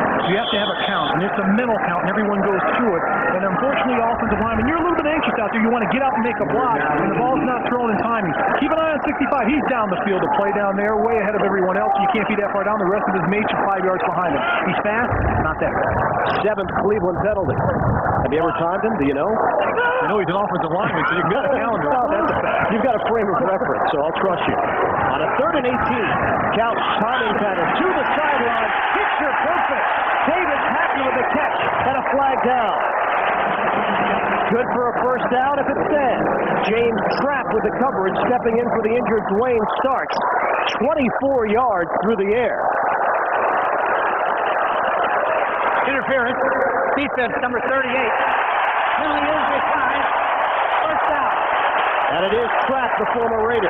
And I think it's smart of Tim Couch to go after James Trapp. He's a backup out there. Take your shot with him. On the outside, Patton's not a rookie. He's a veteran. He does a great job, and Trapp's using the arm bar right there in front of him. His right arm was in front of him. That's what they called him for. So the line of scrimmage now the 43. Just the 6th first down for Cleveland so far, and a career day for David Patton getting the start in place of Darren Shiverini. On first down, Couch in the air again. Low throw, and incomplete. Looking for his favorite target of the day, Patton. Down to 2:08 left in the 3rd. And that's a throw Tim Couch knows he wants to have back. It's patient, patient. Don't get overexcited. When something good happens, go to the next play. Forget about the last play. And that's what you have to do offensively with Tim Couch here. It looks like he's throwing off the wrong foot. He is not 100% on his right leg. That's the knee that was injured. And it appears he got knocked back. He's hopping on his left leg because it's his right knee that was injured. Ravens defense has not allowed a 100-yard rusher in their last 21 games. It's the longest streak in the NFL. Browns have 16 yards total on the ground today. Through the air, and complete to Northcutt. Into Baltimore territory and right at the first down marker. This is an area where the Cleveland Browns have had success. The out patterns against the Ravens will give them the out route. Keep running the out route. Tim Couch has a strong enough arm to get the ball there. That's their best success against the Raven defense. Throw the football. 10 to 15-yard out. McAllister giving up the cushion. Northcutt took advantage, and Couch found it. Now a 1st and 10 at the 47 of Baltimore. Down to a minute 45 and counting left in the 3rd. Play clock is down to 1. Couch gets the play off. On a handoff, Travis Prentice filling in for the injured Eric Reck. And Prentice zigzags his way for a gain of 5. Dave Wollaball with a block up front.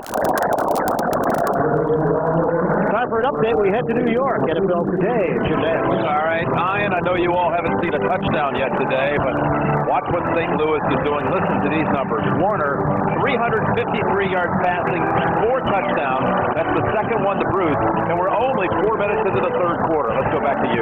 Yeah, all of our touchdowns are in Missouri. You're right, we haven't seen one today. 12-0 Baltimore. 1 minute left in the 3rd. Here's Couch, standing tall in the pocket, ducking it off. Travis Prentice, touchdown long. He was looking for the first down. He needed He got about 4.5 or 5. Corey Harris will be given credit for the stop. That's a magnificent tackle by Corey Harris. Open field. That's one thing about this defense of the Ravens. Tremendous tacklers. But for the Cleveland Browns, right now, they get a score. They're right back in this game. They have to concentrate on first downs first, worried about scoring second. But one touchdown, they're right back in the game. It'll be a third and a long walk. Final moments, third quarter.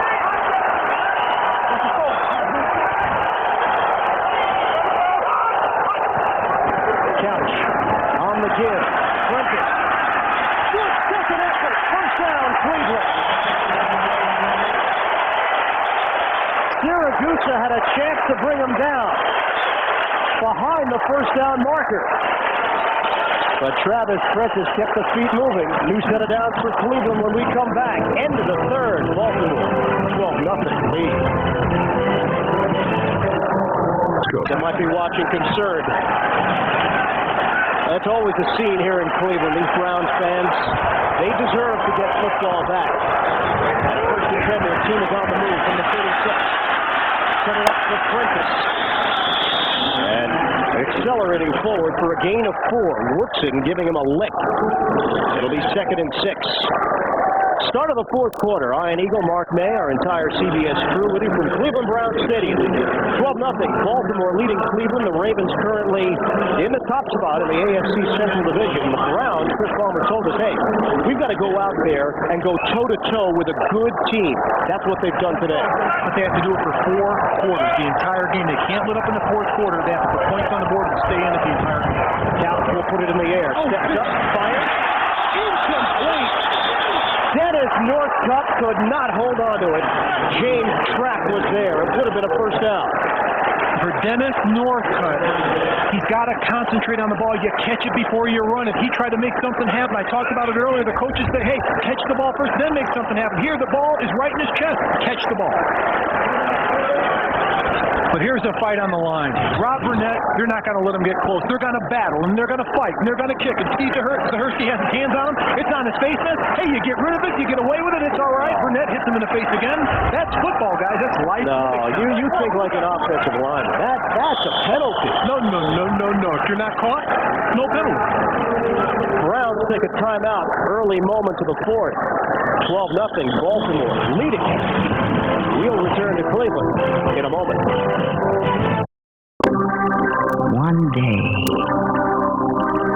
everyone in the world. Baltimore next year, he should be a head coach someplace in the NFL. A critical third down for Cleveland, trailing 12-0. Early in the fourth. Northcutt in motion. Here's Couch. Knocked up in the air. Caught by Northcutt.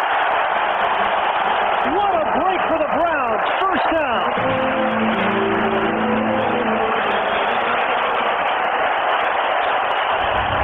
Sometimes all you need is a little luck, but you keep working through it.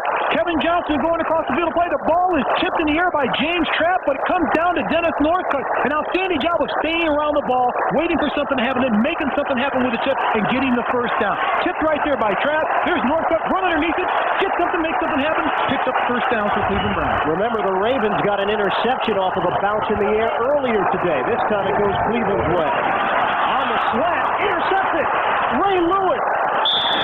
Tim Couch throwing it right into the breadbasket of Lewis. And again, Cleveland getting into the red zone and coming up empty. And Tim Couch would definitely love to have this play back. Here's the pitcher. They blitz from the outside. They bring the linebackers. Tim Couch sees his wide receiver, has a beat on him, but he throws it right into Ray Lewis's hand. Third interception of the day.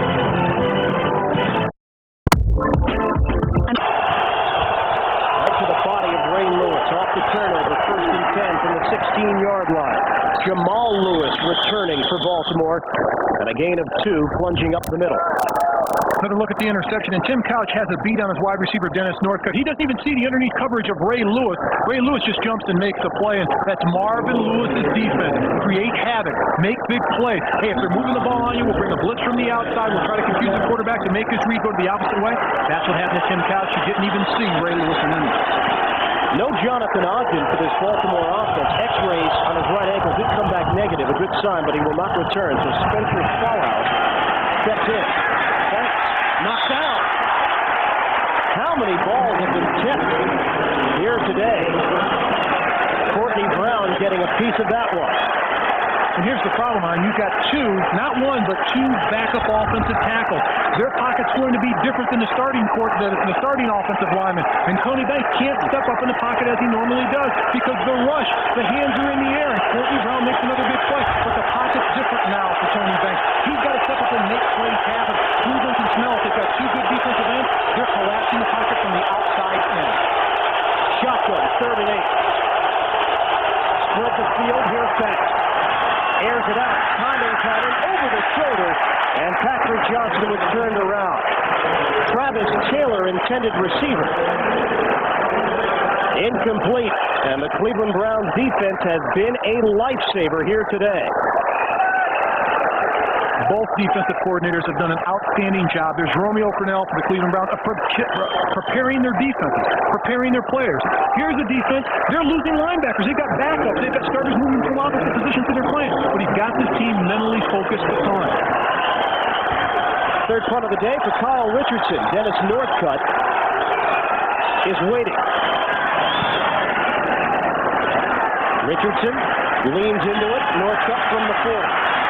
Breaks the tackle. Northcutt into Baltimore territory and brought down at the 47. 13-yard return. Jamie Sharper with a tackle. Cleveland still very much in this one. You know me? Probably not. In my daily life, I like to be recognized. Hi. You're in good hands with Allstate and by American Express. With private payments from American Express, you can shop securely online. Cleveland Browns Stadium, the site, 12-0 game. Baltimore leading the Browns. 12:30 left in the 4th, and the Browns have their best field position of the day. First and 10 at the Baltimore 48. Prentice setting up as a receiver, so Edwards is by himself in the backfield. They haven't been able to run on this team, so they continue to throw it. Up in the air and incomplete. Kevin Johnson. Been a quiet day for Johnson. He was the intended receiver. Get live updates for each NFL game. As they happen, just click on live scores at cbs.sportsline.com. Mark, 2 trips inside the red zone for the Cleveland Browns and 2 turnovers. This could be an entirely different game. It definitely can. And Chris Palmer, the head coach of the Browns, has to be pulling his hair out. What does he have to do to get points on the board, to put points on the board? If you get in the red area, you have to come away with points. And this team offensively has scored 11 out of 12 times in the red area coming into this game. On 2nd and 10, Couch knocked down. Tony Siragusa.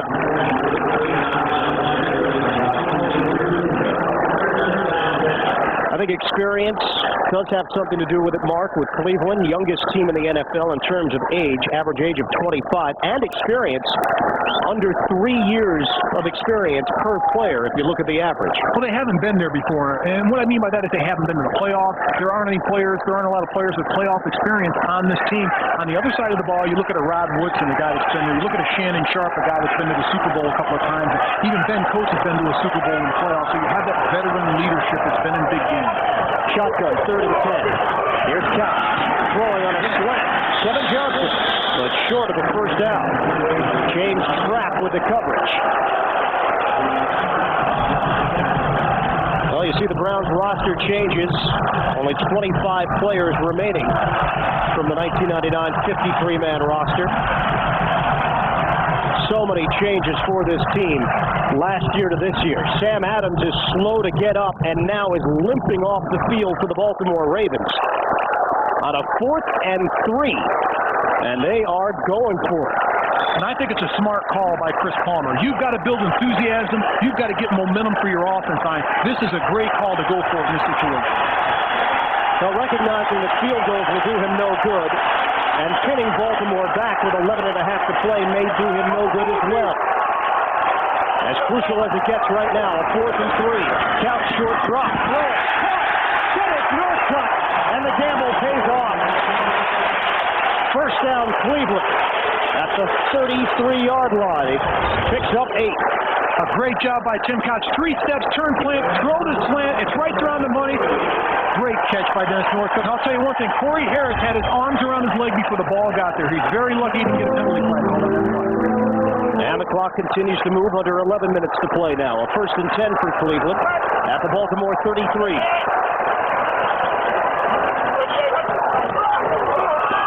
On a handoff. There's a hole to Prentice. Travis Prentice spilled out as he got to the 25-yard line, a gain of 8 and change. Dave Wollabaugh with a nice block up front to center. And I'll tell you what, Ian, it builds enthusiasm if you go for it on 4th down and get it, but great blocking up front. What I like about Travis Prentice, he hits the hole hard. Doesn't try to make a lot of moves. If the hole's there, put your shoulders down and hit the hole as hard as you can and get upfield for positive yardage. Get a good look at this 2nd and 2. Baltimore leading at 12-0. Browns again threatening. From the 25. Couch takes the pass. Now sets it up. Timing pattern to the end zone. Flag throw. David Patton in a matchup with James Trapp.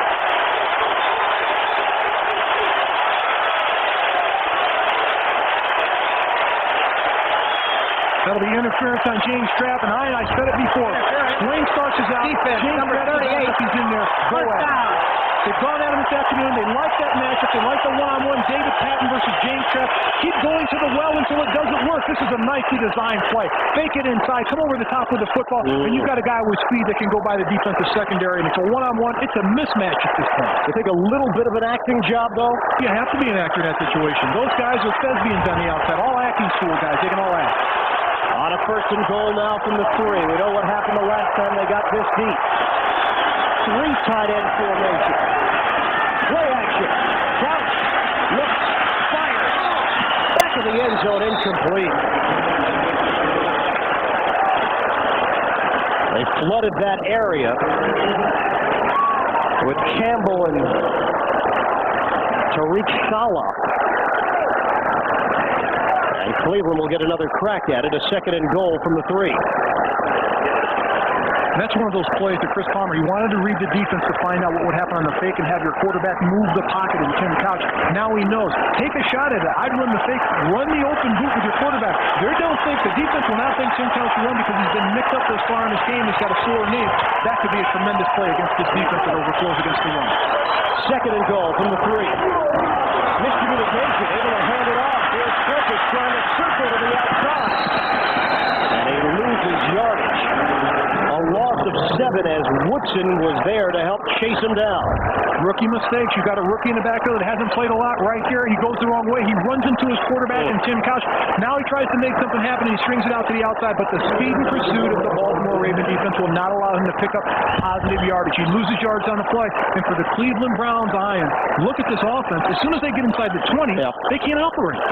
Marvin Lewis and his defense for the Baltimore Ravens has done an outstanding job against the offense. They come up, they shorten the field in a shortened area, they put pressure on the quarterback, and they do a great job of covering in the red. A field goal does them no good, trailing 12-0. They need a touchdown. Do they get the playoff? No. Flags come down. The play clock hit 0. Delay. Offense. 5 yards. Still 3rd down. And the Browns moving in the wrong direction. 8th Cleveland penalty.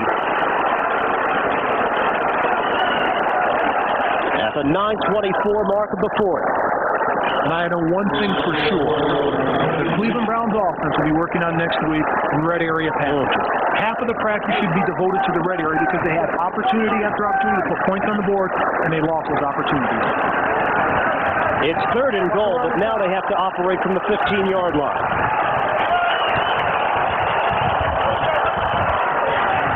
Couch in the pocket. Flushed out. Throws it underneath. Patton. Nowhere to go. Tried to turn it upfield, but the Ravens defense surrounded it. Kim Herring leading the charge, and now on 4th down, Cleveland doesn't have a choice. No second thoughts by head coach Chris Palmer. He's going for it. Forget it. We need a touchdown.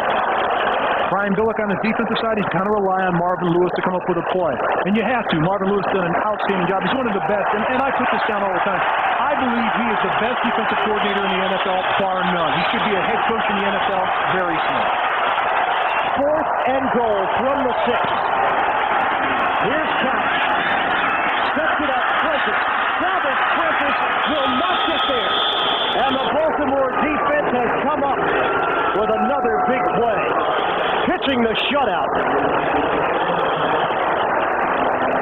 Cleveland once again with an opportunity in the red zone, and the Browns have nothing to show for it. 12-0 Ravens.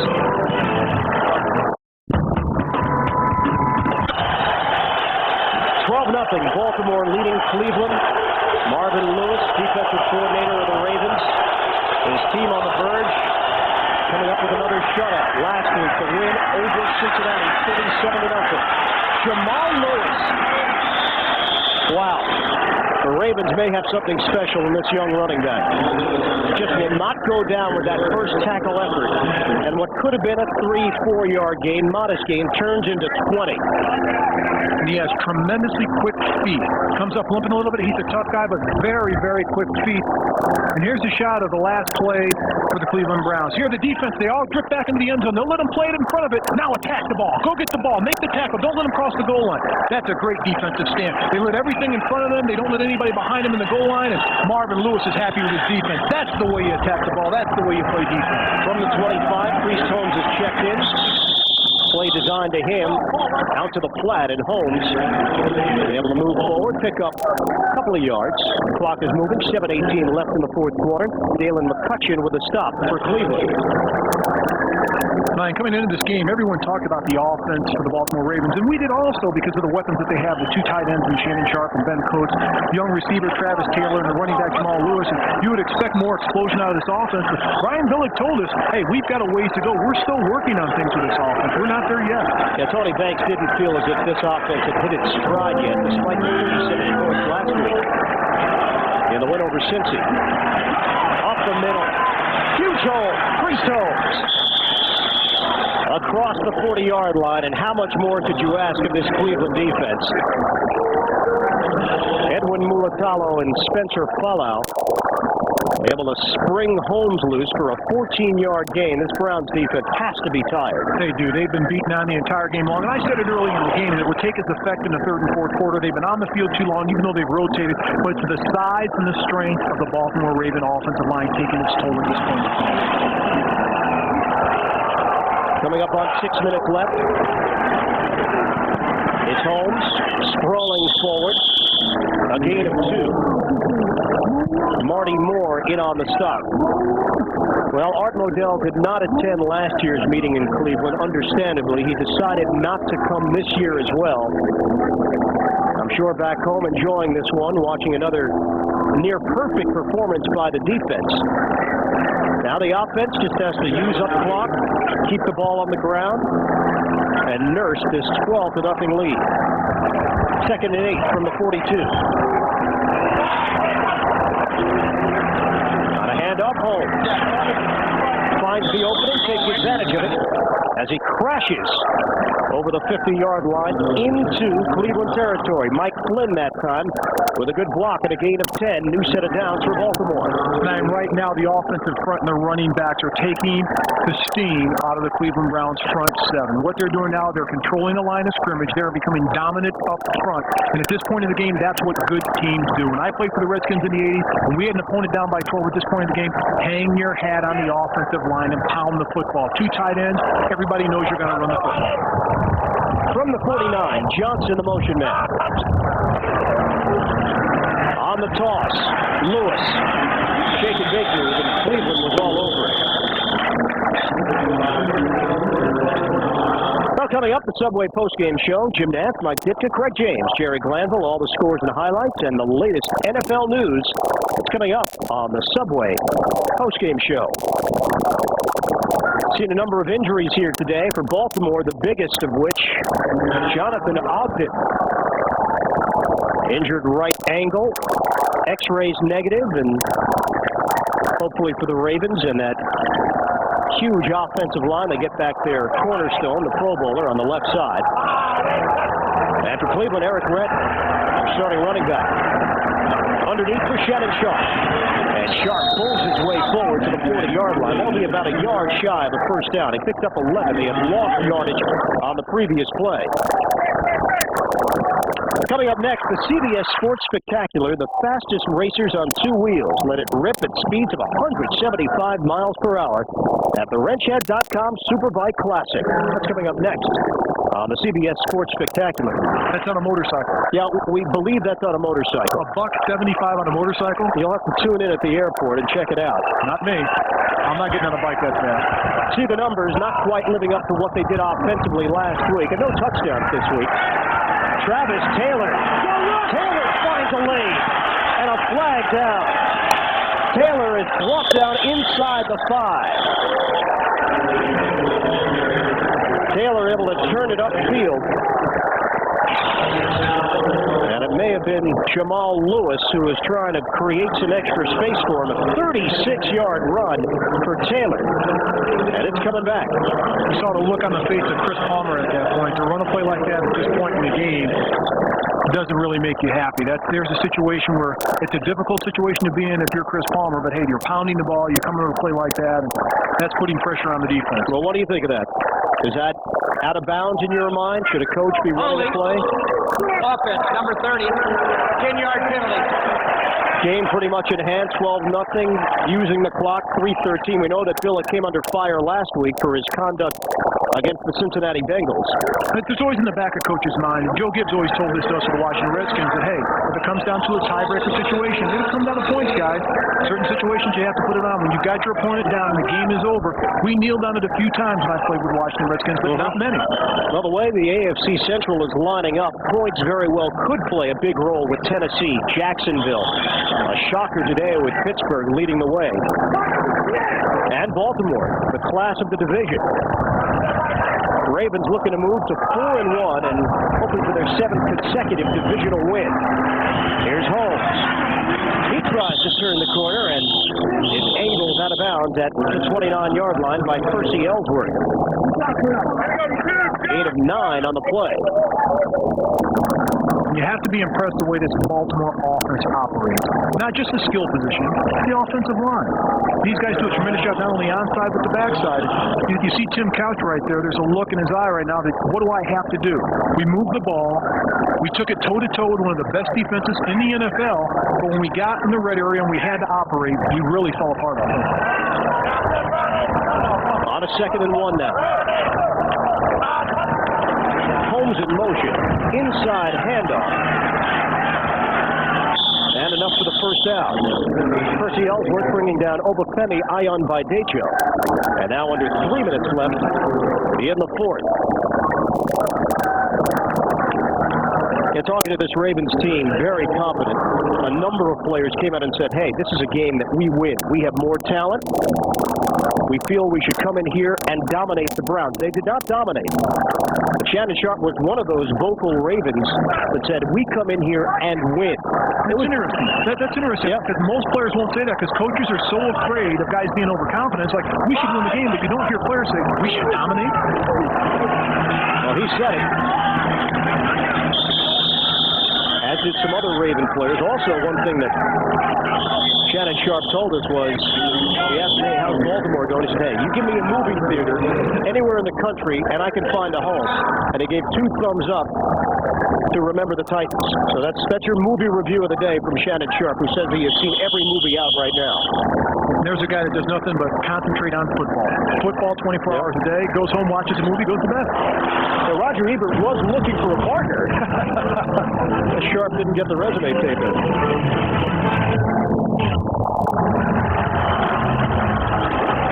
Welcome back to Cleveland. Baltimore with a 12-0 lead over the Browns with 2:13 to play in the 4th quarter.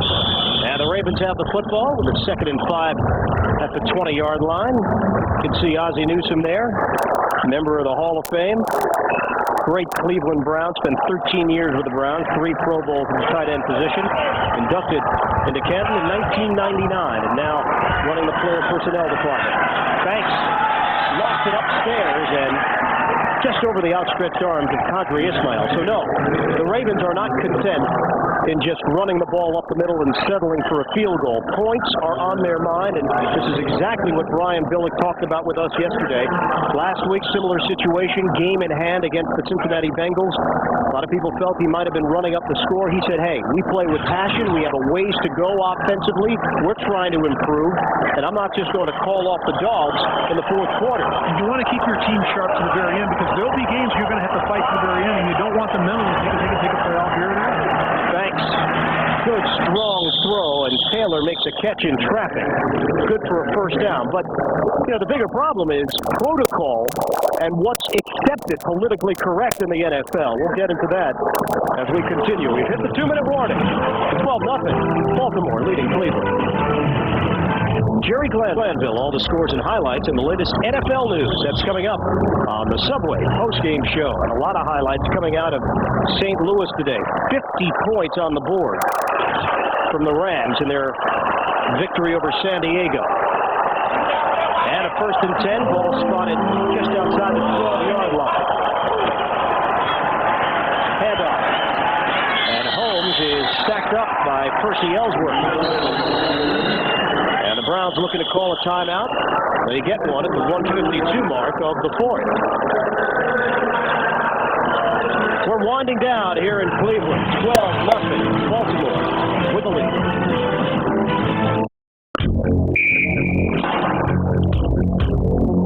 '85 Chicago Bears. That's almost hard to believe.